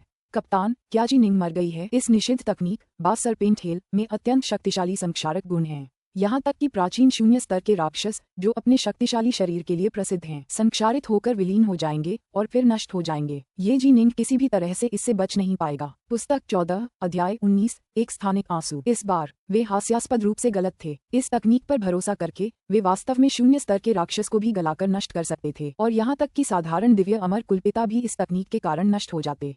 दुर्भाग्य से बास सर्प नरक में फंसा व्यक्ति जी निंग था। जी निंग जो 8-9 रहस्यमय कला के तीसरे चक्र में पहुंच चुका था। जी निंग का शरीर अमर श्रेणी के जादुई खजानों के बराबर था। हालांकि उनकी बास सर्प नरक तकनीक बहुत संक्षारक थी, लेकिन यह अमर श्रेणी के जादुई खजानों को नष्ट नहीं कर सकती थी। मैं खुद को यहाँ फंसाए नहीं रह सकता, मुझे बाहर निकलना होगा। निंग ने स्वर्गीय परिवर्तन किए जिससे उसका शरीर बहुत बड़ा हो गया। खूनी झील अब सिर्फ निंग के घुटनों तक ही पहुंच पा रही थी। अपने हाथों में 6 अमर तलवारें लेकर निंग ने बेतहाशा बास सर्प की पेट की दीवारों को काटना शुरू कर दिया। बैंग बैंग बैंग, बास सर्प कांप रहा था। यह आदमी अभी तक नहीं मरा। ये कैसे हो सकता है? ऐसा कैसे हो सकता है कि बास सर्प नरक उसे मार न सके? 12 स्तब्ध रह गए। उन्होंने जल्दी से अपनी दिव्य इंद्रियों को जांच के लिए भेजा और जब उन्होंने जांच की तो उन्हें पता चला कि खूनी झील के बीचों बीच एक विशालकाय 3 सिर वाला 6 भुजाओं वाला युवक खड़ा था, जिसका फर से ढका शरीर धुंधली सुनहरी रोशनी से चमक रहा था। खूनी झील का पानी उसे बिल्कुल भी नुकसान नहीं पहुंचा पा रहा था। वह दैत्य बास सर्प के पेट की दीवारों को भी बेतहाशा काट रहा था। हर वार में अपार शक्ति थी। चूंकि रात्रि नदी की उफनती लहरें बास सर्प के हर हिस्से को भर रही थीं, उसे कुचल रही थीं। 12 श्वेत वस्त्रधारी आकृतियां बास सर्प को बनाए रखने के लिए अत्यंत तीव्र गति से तात्विक शक्ति का उपयोग कर रही थीं। इस बच्चे ने 1 सदी से भी कम समय तक प्रशिक्षण लिया है। वह तो बस एक शून्य स्तर का पृथ्वी अमर है। ये कैसे संभव है कि वह बास सर्पेंट नर्क का सामना कर सके? उनमें से किसी को भी इस पर विश्वास नहीं हो रहा था। ये कुछ ऐसा था जिसे उन्होंने भारी कीमत चुकाकर अपने गोल्डलोट्स प्राइमल्स को नुकसान पहुंचाकर ही अंजाम दिया था। उन्हें पूरा विश्वास था कि यह जरूर सफल होगा, लेकिन किसने सोचा था कि अंतिम परिणाम असफलता ही होगी? यह उसके शरीर पर पड़ी उस सुनहरी रोशनी का असर होगा। वह सुनहरी रोशनी, ये किसी सुरक्षात्मक जादुई खजाने की आभा होगी। ठीक उसी जादुई खजाने की वजह से वह बास सर्प नरक का प्रतिरोध कर पा रहा है। ठीक है, उसने शायद किसी सच्चे अमर या स्वर्ग के देवता को अपना गुरु बना लिया है। उसे जरूर कोई सुरक्षा खजाना दिया गया होगा। यही होना चाहिए। सुरक्षात्मक खजाने ज्यादा समय तक नहीं टिक पाएंगे। अपनी ऊर्जा खर्च होने के बाद ये जी निंग निश्चित रूप से मर जाएगा। आखिरकार उनके अनुभव का स्तर सीमित था। हालांकि वे जानते थे कि त्रिलोक की कुछ शक्तिशाली दिव्य शक्तियां किसी के शरीर को जादुई खजानों के बराबर बना सकती हैं। जी निंग 9 स्वर्गों के क्रिम्सन ब्राइट आरेख के केवल 15वें चरण में था। उन्हें लगा कि अगर निंग पेंटाबोल्ट वज्र जैसी सुरक्षात्मक दिव्य शक्तियों का प्रशिक्षण भी ले ले तो भी वह उनका उपयोग उनके बास सर्प नरक का विरोध करने के लिए नहीं कर सकता। इस प्रकार उन्होंने अनुमान लगाया कि यह एक सुरक्षात्मक खजाना होना चाहिए। एक सच्चे अमर या दिव्य देवता द्वारा प्रदान किया गया सुरक्षात्मक खजाना। सक्रिय होने पर यह कुछ समय के लिए धारक की रक्षा कर सकता है, लेकिन एक बार जब इसके भीतर की ऊर्जा और शक्ति का उपयोग किया जाता है तो ये बेकार हो जाता है। लेकिन हम अपनी निषिद्ध तकनीक के माध्यम से बास सर्प नरक को केवल एक केतली चाय उबालने के लिए आवश्यक समय तक ही बनाए रख पाएंगे। अगर जी निंग के सुरक्षात्मक खजाने की शक्ति खत्म हो गई तो हम जीत जाएंगे, लेकिन अगर बास सर्प नरक पहले ही छिन्न भिन्न हो जाए तो क्या हमें फिर से निषिद्ध तकनीक का इस्तेमाल करना चाहिए? कप्तान, अब हमें क्या करना चाहिए? बाकी सभी कप्तान के आदेश का इंतजार कर रहे थे। उनमें से कोई भी उस निषिद्ध तकनीक का दोबारा इस्तेमाल नहीं करना चाहता था। जिन शिष्यों के पीछे समर्थक और संप्रदाय होते हैं उनके लिए ये हमेशा मुश्किल होता है। सफेद वस्त्रधारी व्यक्ति ने मन ही मन बुदबुदाया, हम कुछ नहीं कर सकते। बैकअप योजना पर अमल करो। अच्छा, चलो ये करते हैं। सभी ने तुरंत आदेश स्वीकार कर लिया। ये बैकअप योजना किसी अन्य पार्टी से ताकत उधार लेने की थी, लेकिन इसके परिणामस्वरूप जी निंग को मारने के लिए उन्हें मिलने वाले इनाम को भी विभाजित करना होगा। व्हाइट वाटर हाउंड ने फूक्सी स्टाफ फॉर्मेशन का जबरदस्त असर दिखाया। बास सर्पेंट बलपूर्वक उसकी फॉर्मेशन को भेदकर उसे खतरे में डाल सकता था, लेकिन ब्लड गॉड चर्च का नेता, ब्लड गॉड का वंशज, उस काले युद्धपोत के भीतर छिपा हुआ था। वह पूरी ताकत से हमला करने को तैयार नहीं था, इसलिए वह फॉर्मेशन को तोड़ नहीं पाया।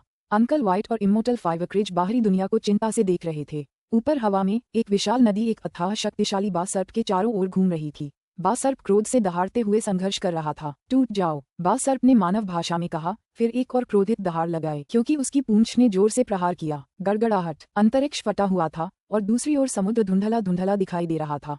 ये समझना जरूरी है कि यह छोटी दुनिया ग्रैंड जिया की बड़ी दुनिया के बहुत करीब थी। ज्वालामुखी का प्रवेश द्वार दुनियाओं के बीच एक स्थिर गलियारा था, लेकिन कुछ पर्याप्त शक्तिशाली विशेषज्ञ अपनी शक्ति से एक गलियारा खोलने में पूरी तरह सक्षम थे। उदाहरण के लिए पैट्रियार्क आर्किनम ने विच रिवर इमोर्टल एस्टेट की दुनिया में एक सुरंग खोदकर ऐसा ही किया था। बास सर्प का ये प्रहार पैट्रियार्क आर्किनम के प्रहार के बिल्कुल समान था।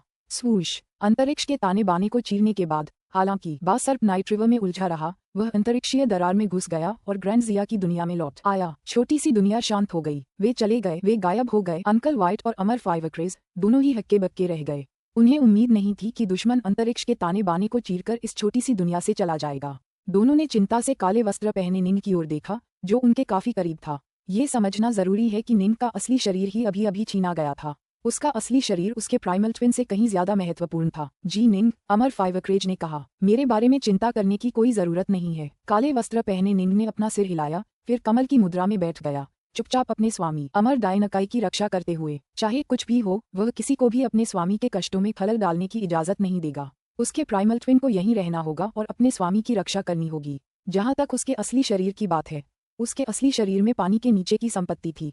अगर उसे सचमुच किसी जानलेवा स्थिति का सामना करना पड़ता तो वह उसमें छिप सकता था, भले ही इसका मतलब संपत्ति के अस्तित्व का खुलासा करना हो। आखिरकार उसका असली शरीर बहुत महत्वपूर्ण था। केवल उसका असली शरीर ही 8-9 रहस्यमय कला और तारों को पकड़ने वाला हाथ जैसी तकनीकों को अंजाम देने में सक्षम था। डार्कनॉर्थ सागर के ऊपर की हवा, विशाल समुद्र अतुलनीय रूप से शांत था। दूर से समुद्र में आगे बढ़ता एक जहाज दिखाई दे रहा था। आसपास के किसी द्वीप से आता एक व्यापारी जहाज। गड़गड़ाहट, समुद्र के ऊपर की हवा फट गई और एक विशाल राक्षसी वस्तु अंतरिक्षीय दरार से तेजी से बाहर आई। वह 3000 मीटर लंबा एक विशालकाय सांप था। उसका शरीर एक उफनती नदी में फंसा हुआ था जो रस्सी की तरह उसके चारों ओर लिपटी हुई थी। वह क्या है? अरे या वाह, एक डायर मॉन्स्टर। उस व्यापारी जहाज पर सवार कई नश्वर लोग, साथ ही कुछ शक्तिशाली जियांटियन विशेषज्ञ, सभी स्तब्ध होकर देख रहे थे। हालांकि एक ही झटके में वह विशाल 3 किलोमीटर लंबा सर्प क्षितिज में गायब हो गया। निंग स्पष्ट रूप से यह महसूस करने में सक्षम थी कि बाहर क्या हो रहा है। इसका श्रेय नाइट रिवर को जाता है जिसे थाउजेंडबुल तलवार ने बनाया था। अरे, हम ग्रैंड जिया की दुनिया में हैं और यह डार्कनॉर्थ सागर होना चाहिए, निंग ने मन ही मन अनुमान लगाया। साथ ही वह अपनी 6 तलवारों को बेतहाशा लहराता रहा, सर्प के पेट पर वार करता रहा। 12 श्वेत वस्त्रधारी आकृतियों की तात्विक शक्ति तेजी से खर्च होते देख सर्प बार बार कांप उठा। उन्हें अपनी ऊर्जा पुनः प्राप्त करने के लिए कुछ स्पिरिट पिल्स निकालकर निगलने पड़े। स्वूश, सर्प ने आसानी से स्थानिक टेलीपोर्टेशन का उपयोग किया और ग्रैंड जिया राजवंश के विशाल महाद्वीप के भीतर स्थित एक विस्तृत पर्वत श्रृंखला के ऊपर हवा में पहुंच गया। एक पर्वत श्रृंखला, यही वह जगह है जहां सर्प का स्थानिक टेलीपोर्टेशन उसे ले गया। निंग ने मन ही मन सोचा, अभी भी सर्प के शरीर में फंसा हुआ। देखते ही देखते नाइट रिवर का अतुलनीय रूप से विशाल जल बेतहाशा फैलने लगा। 10 किलोमीटर से बढ़कर अपने सामान्य 10,000 किलोमीटर के आकार का। नदी के पानी की अनंत मात्रा ने देखते ही देखते नीचे की पर्वत श्रृंखला को भर दिया।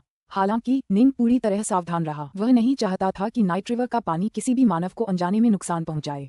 वह मुख्य रूप से आसपास के वातावरण का परीक्षण करना चाहता था। संरचनाएं, निंग ने जो देखा उससे वह हैरान रह गया। विशाल पर्वत श्रृंखला के भीतर तुरंत एक कोहरा छा गया जिसने नाइट रिवर को पूरी तरह से अपने भीतर समाहित कर लिया। अच्छा नहीं, हम एक संरचना में फंस गए हैं। मेरी 10,000 किलोमीटर लंबी नाइट रिवर इस संरचना के केवल एक छोटे से हिस्से का ही परीक्षण कर पा रही है। जाहिर है यह एक बहुत ही विशाल संरचना है।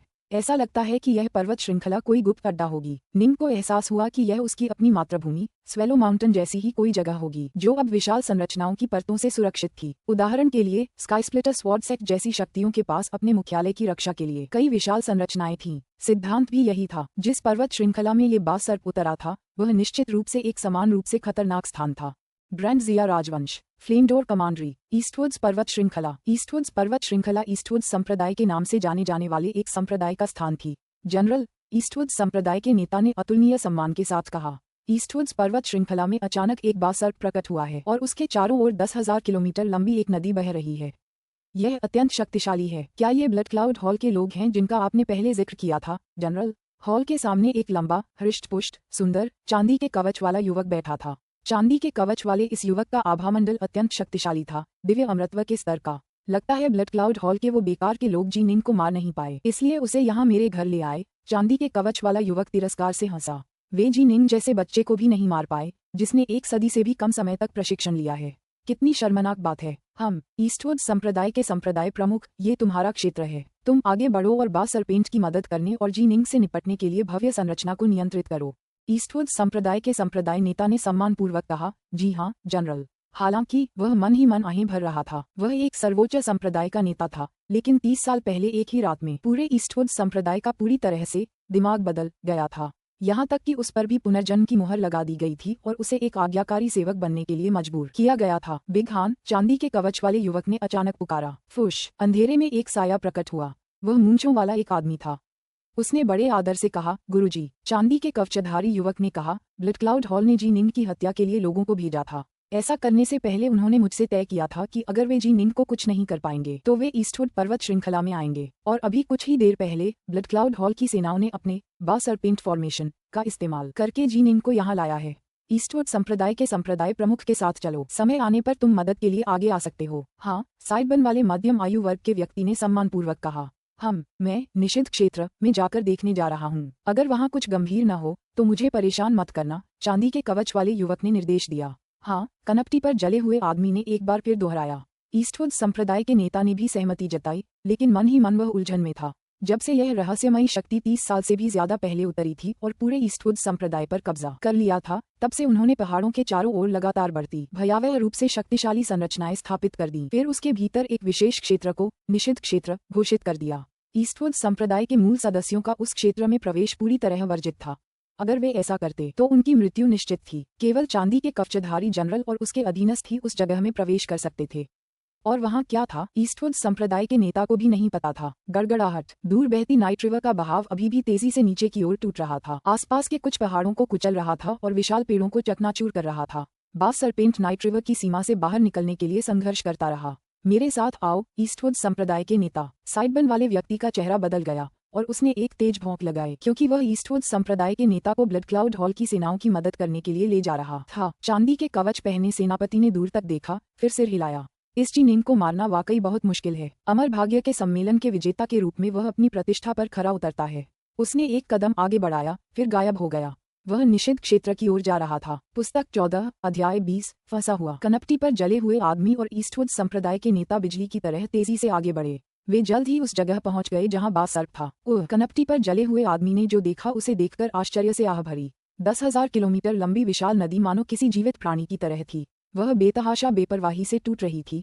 स्थानीय पर्वत शिखर, घाटियां और पेड़ उसके प्रहारों को कैसे झेल पाते, वे सब पल भर में चकनाचूर हो गए। विशाल नदी में फंसे बास सर्प का तो और भी कम संयमित लग रहा था। साफ था कि नदी उसकी शक्ति को बस थोड़ा सा ही बांध पा रही थी। अर्थनाइन, क्या तुम्हें मेरी मदद चाहिए? साइडबन वाले आदमी ने जोर से पुकारा। तात्विकी से भरी उसकी आवाज आकाश में गूंज उठी। गठन को सक्रिय करो, जी निंग को भागने मत दो, विशाल बास सर्प ने उग्रता से दहाड़ते हुए कहा। चिंता मत करो, कनपटी पर जले हुए आदमी ने खुशी से हंसते हुए कहा। फिर ईस्टवुड संप्रदाय के नेता की तरफ नजर घुमाई। ऐसी छोटी सी गुजारिश पूरी करने में कोई दिक्कत नहीं है ना? महामहिम, आप शांत रहें, ईस्टवुड संप्रदाय के नेता ने आदरपूर्वक कहा। दूर बास सर्प ने अचानक अपना विशाल रक्तरंजित मुंह खोला। गड़गड़ाहट। उसके भीतर से अचानक एक मानव आकृति बाहर निकली। वह 3 सिर वाला, 6 भुजाओं वाला एक युवक था। जी निंग ने हवा में कलाबाजी की और फिर आकाश में खड़े हो गए। उनकी 6 भुजाओं में 6 तलवारें थीं। जोर से हंसते हुए उन्होंने कहा, लगता है तुम बस इतना ही कर सकते हो। पहले तो तुम शेखी बघार रहे थे कि कैसे दिव्य अमर कुलपिता भी फंसकर मर जाते हैं, लेकिन क्या मैं बिल्कुल ठीक ठाक नहीं निकला? बाहर आते ही निंग ने आसपास के इलाके में संरचनाओं को देखा। हर जगह संरचनाएं थीं, जिससे उसकी दिव्य इंद्रिय के लिए भी उस इलाके को खोजना मुश्किल हो रहा था। टॉर्च ड्रैगन की आंख। निंग की आंखें टॉर्च की रोशनी से चमकने लगीं। उसने आसपास के इलाके को घूरा तो पाया कि वह अभी भी सिर्फ 1000 किलोमीटर की दूरी तक ही देख पा रहा था। ऐसा इसलिए था क्योंकि उस इलाके में कोहरा छाया हुआ था और रोशनी काफी हद तक अवरुद्ध थी। यहाँ तक कि टॉर्च ड्रैगन की आंख भी कोहरे को भेदने में एक हद तक ही सक्षम थी। अगर उसके पास ये दिव्य क्षमता न होती तो शायद वह सिर्फ 1 किलोमीटर की दूरी तक ही देख पाता। फुसफुसाहट। बास सर्प दूर हवा में लटका हुआ था। उसकी सुनहरी आंखें निंग पर टिकी थीं। वह इंसानी भाषा में बोला, जी निंग, आज तुम जरूर मरोगी। तुम्हें इतनी बड़ी बात नहीं करनी चाहिए, निंग ने मुस्कुराते हुए कहा। तुम हमारी संरचनाओं में फंस गए हो, क्या तुम बच निकल पाओगे? बास सर्प गुर्राया, भले ही तुम्हारे पास एक महान टेलीपोर्टेशन दाव सील हो, एक बार जब हम सेना में शामिल हो जाएं, तो तुम टेलीपोर्ट करने के बारे में भूल जाओगे। निंग वहीं हवा में खड़ी सोच रही थी। दाव सील और जादुई खजाने पूरी तरह से असफल नहीं थे। छोटे टेलीपोर्टेशन दाव सील जियांटियन जीवों और जिफू शिष्यों के लिए अनमोल सुरक्षा खजाने थे, लेकिन अगर युद्ध के दौरान उनका इस्तेमाल करने पर आसपास का स्थान अस्त व्यस्त हो जाता या बंद हो जाता तो छोटे टेलीपोर्टेशन दाव सील को सक्रिय करना असंभव हो जाता। यही सिद्धांत ग्रेटर टेलीपोर्टेशन दाव सील्स पर भी लागू होता है। उनकी भी अपनी सीमाएं थीं। ग्रेटर टेलीपोर्टेशन दाव सील वास्तव में शक्तिशाली थे और वे एक दुनिया से दूसरी दुनिया में टेलीपोर्ट करने की भी अनुमति देते थे। हालांकि दाव सील को सक्रिय करने और उसमें निहित शक्ति को मुक्त करने की प्रक्रिया में व्यक्ति का स्वयं अंतरिक्ष में विलीन होना शामिल था। यदि किसी पर कोई अत्यंत शक्तिशाली हमला होता जिससे दाव सील की ऊर्जा बाधित होती तो ग्रेटर टेलीपोर्टेशन बाधित हो जाता और पूरा नहीं हो पाता। एक दाव सील किसी भी कमजोर व्यवधान के प्रयास को नजरअंदाज कर सकती थी, जैसे कि सामान्य आदिम दाववादियों या ढीले अमरों द्वारा किया गया प्रयास। इस प्रकार आदिम दाववादियों और शून्य स्तरीय पृथ्वी अमरों और ढीले अमरों के लिए ये महान टेलीपोर्टेशन दाव सील अत्यंत मूल्यवान सुरक्षात्मक खजाने थे। लेकिन एक शक्तिशाली व्यवधान का प्रयास ग्रेटर टेलीपोर्टेशन को असंभव बना देगा। दिव्य अमर स्तर पर उनके हमले ग्रेटर टेलीपोर्टेशन दाव सील की ऊर्जा को बाधित करने के लिए पर्याप्त से अधिक थे। जहां तक सच्चे अमर और स्वर्गिक देवताओं का प्रश्न है, वे एक महान टेलीपोर्टेशन दाव सील को पूरी तरह से विघटित करने में सक्षम थे। दावफादर, ऐसी मुहरें दावफादर की शक्ति के सामने एक मजाक से ज्यादा कुछ नहीं थीं। जब निंग सर्प के भीतर था तो उसे लगातार हमले झेलने पड़ रहे थे और इन दुश्मनों के हमले दिव्य अमर स्तर के थे। ये हमले एक महान टेलीपोर्टेशन दाव सील को नष्ट करने के लिए पर्याप्त से भी ज्यादा थे। अगर वे मुझे बहुत दूर धकेलेंगे तो मैं अपनी अमर संपदा में छिप जाऊंगा। हालांकि मेरे पास जो मोबाइल है उसकी रक्षात्मक शक्ति उतनी मजबूत नहीं है, फिर भी वह उनके हमलों को कुछ पल के लिए झेलने के लिए काफी है। मेरे लिए ग्रेटर टेलीपोर्टेशन दाव सील का इस्तेमाल करके बच निकलने के लिए ये काफी होगा। हालांकि यह मेरी मोबाइल अमर संपदा को फेंक देने के बराबर है। निंग का दिल दुखने लगा। यह अमर संपदा उसे विशाल पीले भालू ने उपहार में दी थी। इसका इस्तेमाल उसने अपनी पानी के नीचे की संपदा को छिपाने के लिए किया था। कीमत के मामले में यह उस गोल्डलाइट अमर संपदा से भी थोड़ी ज्यादा थी जो उसने अपने चचेरे भाई को दी थी। इसकी कीमत शायद 5 लाख किलोग्राम तरलीकृत तत्व सार के बराबर या उससे भी ज्यादा थी। भागने के लिए निंग को एक ग्रेटर टेलीपोर्टेशन दाव सील और अपनी मोबाइल संपत्ति दोनों का त्याग करना होगा। जब तक बिल्कुल जरूरी ना हो वह ऐसा नहीं करेगा। बूढ़े हान, तुमने अभी तक जी निंग पर हमला करने के लिए अपनी सेना को सक्रिय क्यों नहीं किया? सर्प गुस्से से दहाड़ा। उसके पास एक सुरक्षा खजाना है, लेकिन उसकी ऊर्जा खत्म होने के बाद मैं देखना चाहता हूँ कि उसके बाद वह कितनी देर तक टिक पाएगा।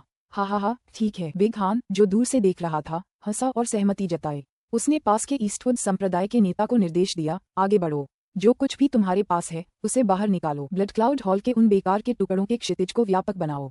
हाँ, ईस्टवुड संप्रदाय के नेता ने सम्मानपूर्वक कहा। ये पर्वत श्रृंखला ईस्टवुड संप्रदाय का मुख्यालय थी। स्वाभाविक रूप से ये कई शक्तिशाली संरचनाओं द्वारा संरक्षित थी। संप्रदाय के नेता के रूप में वह उनकी शक्ति को सक्रिय रूप से प्रकट करने में सक्षम था।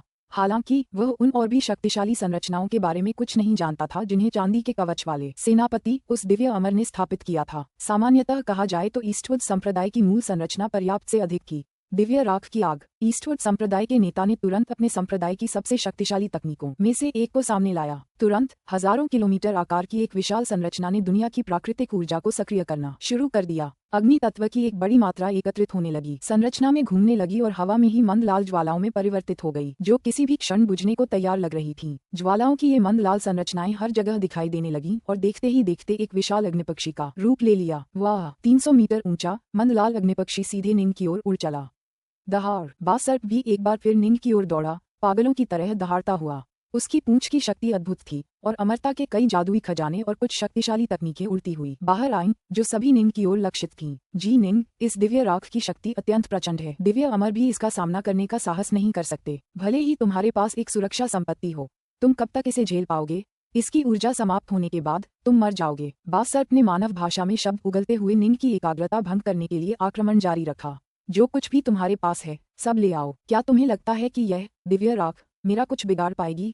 निंग हवा में ही खड़ी रही, उसे जरा भी परवाह नहीं थी। जब मंद लाल अग्नि पक्षी निकट आया तो आग की एक बड़ी मात्रा तेजी से आगे बढ़ी और निंग को घेर लिया। दिव्य राख अग्नि तकनीक मुख्यतः की परिशोधकों के लिए खतरनाक थी। ये कुछ कमजोर रक्षाबल वाले फिनगॉड्स के लिए खतरा बन सकती थी और पृथ्वी श्रेणी के जादुई खजानों को जलाकर राख कर सकती थी। लेकिन स्वर्ग श्रेणी के जादुई खजानों का सामना करने पर इसे तोड़ना मुश्किल लगने लगता था। ज्यादा से ज्यादा यह एक साधारण निम्न श्रेणी के स्वर्ग श्रेणी के जादुई खजानों को ही नुकसान पहुंचा पाती थी। जहां तक उच्च गुणवत्ता वाले स्वर्ग श्रेणी के खजानों की बात है, वे राख अग्नि की शक्ति को नजरअंदाज कर सकते थे। निंग जैसे फिनगॉड बॉडी रिफाइनर के बारे में क्या? हा, निंग हंसा। उसका शरीर एक बार फिर उस धुंधली सुनहरी रोशनी से चमक उठा। सच तो ये है कि निंग जानबूझकर अपने शरीर से वह सुनहरी रोशनी छोड़ रहा था। वह चाहता था कि दुश्मन को लगे कि उसके पास कोई सुरक्षा खजाना है, ताकि वह इस बात को छिपा सके कि उसने 8-9 रहस्यमयी कला में प्रशिक्षण लिया है। हालांकि जैसे जैसे वे लड़ते रहेंगे, किसी न किसी मोड़ पर यह बात जरूर सामने आ ही जाएगी। अगर दुश्मन उसकी असली ताकत का गलत अंदाजा लगा भी लेता तो उसे इसका फायदा उठाने और शायद एक ही झटके में उन्हें खत्म करने का मौका मिल जाता। दिव्य राख की अग्नि उस पर भड़क उठी और विशाल सर्प ने उस पर बार बार प्रहार किया। अमरता के कई जादुई खजाने पहाड़ों के भार के साथ उस पर टूट पड़े और ड्रैगन स्नैक, विशाल वृक्षों वगैरह के रूप में तकनीकें भी उसकी ओर प्रहार करने लगीं। यहाँ तक कि आकाशीय अग्नि और अन्य तकनीकें भी उसकी ओर लक्षित थीं। ये सभी हमले निंग की ओर उड़ते हुए आ रहे थे। निंग ने नाइट रिवर के पानी को हर दिशा में उछाल दिया, जिससे सब कुछ दब गया और धीमा हो गया। साथ ही उसने अपनी तलवार की रोशनी को हर जगह उड़ा दिया और हर हमलावर खजाने को सचमुच बहादुरी से गिरा दिया। अजीब, मेरी एलिमेंटल की लगभग 2 बार खत्म हो चुकी है और मैंने कई स्पिरिट पिल्स खा ली हैं। ये जी निंग अभी भी कैसे टिकी हुई है? आखिर वह अपने सुरक्षात्मक खजाने को इतने समय तक कैसे सक्रिय रख पाया है? सुरक्षात्मक खजानों की ऊर्जा आमतौर पर सच्चे अमर या दिव्य देवताओं से आती है जो खजाने को अपनी शक्ति से भरते हैं। एक बार शक्ति चली जाए तो खजाना बेकार हो जाता है। यह इतने लंबे समय तक कैसे टिका रह पाता है? दूर से लड़ाई देख रहे बिग हान के माथे पर बल पड़ गए। मुझे लगता है तुम्हारे ईस्टवुड संप्रदाय के पास 7 सर्वोच्च वज्र संरचना है ना? जल्दी करो और इसे सक्रिय करो। ईस्टवुड संप्रदाय के नेता ने जल्दी से कहा। हाँ। तभी उस भव्य संरचना के ऊपर आसमान में एक काला बादल छा गया। काले बादलों के बीच बिजली चमक उठी और बिजली के बोल्ट तेजी से नीचे की ओर गिरे और सब निंग की ओर टूट पड़े। हा, ये बिजली के बोल्ट मुझे गुदगुदाने के लिए भी काफी नहीं है। 3 सिर वाला 6 भुजाओं वाला निंग हवा में खड़ा था। विशाल नाइट रिवर का पानी उसे घेरे हुए था। उसकी तरफ लाल लपटें धधक रही थीं। बिजली के बोल्ट उस पर टूट रहे थे। वह सर्प उस पर वार कर रहा था और जादुई खजाने उसके चारों ओर घूम रहे थे। लेकिन स्वयं भगवान बुद्ध की तरह निंग वहीं खड़ा रहा। उसका पूरा शरीर सुनहरी रोशनी से चमक रहा था। उसकी तलवार की रोशनी हर जगह चमक रही थी, जिससे आने वाले सभी हमलों को आसानी से विफल किया जा रहा था। ये देखकर बिग हान ने भौहें चढ़ाईं। ये तो मुसीबत है। क्या बस इतना ही है तुम्हारे पास? क्या तुम लोग हमारे सामने, ब्लड क्लाउड हॉल के सामने, हमेशा बहुत घमंडी नहीं रहते? अभी तुम बिल्कुल बेकार क्यों हो? दूर खड़ा बासर्प निराश होकर गुस्से से इंसानी भाषा में चिल्लाया। बिग हान ने दांत पीस लिए, फिर हाथ हिलाया। उसके बगल में एक अजीब सा गोलेम दिखाई दिया। एक ऐसा गोलेम जो बिल्ली जैसा दिख रहा था। उसका शरीर बिल्ली जैसा था, लेकिन उसकी 3 पूंछें और सिर्फ एक आंख थी। इस गोलेम के कुल 4 पैर थे। ये 30 मीटर लंबा था और इसकी पीठ पर एक छेद था। साइडबन वाला बिग हान सीधा गोलेम में जा घुसा और फिर एक खंखती हुई आवाज के साथ पीठ का छेद पूरी तरह से बंद हो गया। ये संरचना एक जहाज जैसी थी, लेकिन इसका इस्तेमाल हमले के साथ साथ बचाव के लिए भी किया जा सकता था। यह एक अतुलनीय रूप से कीमती गोलेम था। मैं यह मानने से इनकार करता हूँ कि एक छोटा सा शैतान, जिसे 1 सदी से भी कम समय तक प्रशिक्षित किया गया है, वास्तव में इतना मजबूत हो सकता है। 3 थंडर गॉड संरचना ने एक भयंकर गर्जना की। फिर बिजली की एक चमक में बदल गई जो सीधे दूर निंग की ओर उड़ गई। निंग ने दूर से अपनी ओर आती हुई बिजली की एक नुकीली चमक देखी। उसकी आंखें मशाल की चमक से भर गईं और वह तुरंत समझ गया कि यह किसी अजीबोगरीब संरचना है। ये काफी शक्तिशाली लग रही है। इतनी शक्तिशाली संरचना तो श्वेत श्याम कॉलेज में भी कम ही देखने को मिलती है। मुझे ऐसी जगह पर इतनी भयानक संरचना देखने की उम्मीद नहीं थी। फिर भी, हालांकि यह शक्तिशाली है, यह मेरे लिए कोई मुकाबला नहीं है। इस नए प्रतिद्वंद्वी का स्वागत करने के लिए निंग ने अपनी 6 तलवारों में से सबसे शक्तिशाली 1000 बैल तलवार का इस्तेमाल किया ताकि उसका युद्ध में स्वागत किया जा सके। मर जा। 3 पूंछ वाले वज्रदेव ने अपने तीखे पंजों से वार किया। उसके प्रहार में जबरदस्त शक्ति थी। उसके चाकू जैसे तीखे पंजे बिजली की गति से चल रहे थे और वह निंग की ओर बढ़ रहा था। जहां पंजे गुजरते वहां अंतरिक्ष 2 भागों में बंट जाता। एक दिव्य काले अजगर के आकार की तलवार की रोशनी की एक लकीर तीखे पंजों से टकराने के लिए आगे बढ़ी। गड़गड़ाहट। 3 पूंछ वाला वज्रदेव पीछे की ओर उड़ते हुए गिर पड़ा। कुछ ही क्षणों बाद वह किसी तरह रुका। फिर एक क्रोधित गर्जना के साथ वह फिर से हमला करने के लिए आगे बढ़ा। चाहे वे सभी कितने भी बेतहाशा हमला कर रहे हों, और इस तथ्य के बावजूद कि निंग के पास उनके 10 हाथों का सामना करने के लिए केवल 6 भुजाएं थीं, जिसके परिणामस्वरूप कभी कभार उस पर हमला हो जाता था। उस धुंधली सुनहरी रोशनी से ढका उसका दानव देव शरीर बिना जरा भी नुकसान पहुंचाए सभी हमलों को आसानी से झेलने में सक्षम था। इससे दुश्मनों को लगा कि निंग का सुरक्षात्मक खजाना वाकई अद्भुत था। बिग हान, इतनी बेतहाशा लड़ाई बंद करो। इस ची निंग के पास बहुत सारी चालें छिपी हैं। हम उसका कुछ नहीं बिगाड़ सकते। जल्दी करो और अपने मालिक को ढूंढो। उसे कोई हल निकालने दो। अगर उसके पास कुछ नहीं भी है तो ब्लड क्लाउड हॉल को मजबूरन हमारा आखिरी विकल्प अपनाना पड़ेगा, चाहे वह कामयाब हो या न हो। बासर्प के भीतर के जख्मी सफेद वस्त्रधारी नेता ने मन ही मन कहा। ठीक है, मैं अपने मालिक को सूचित करूंगा। बिग हान ने तुरंत जवाब भेजा।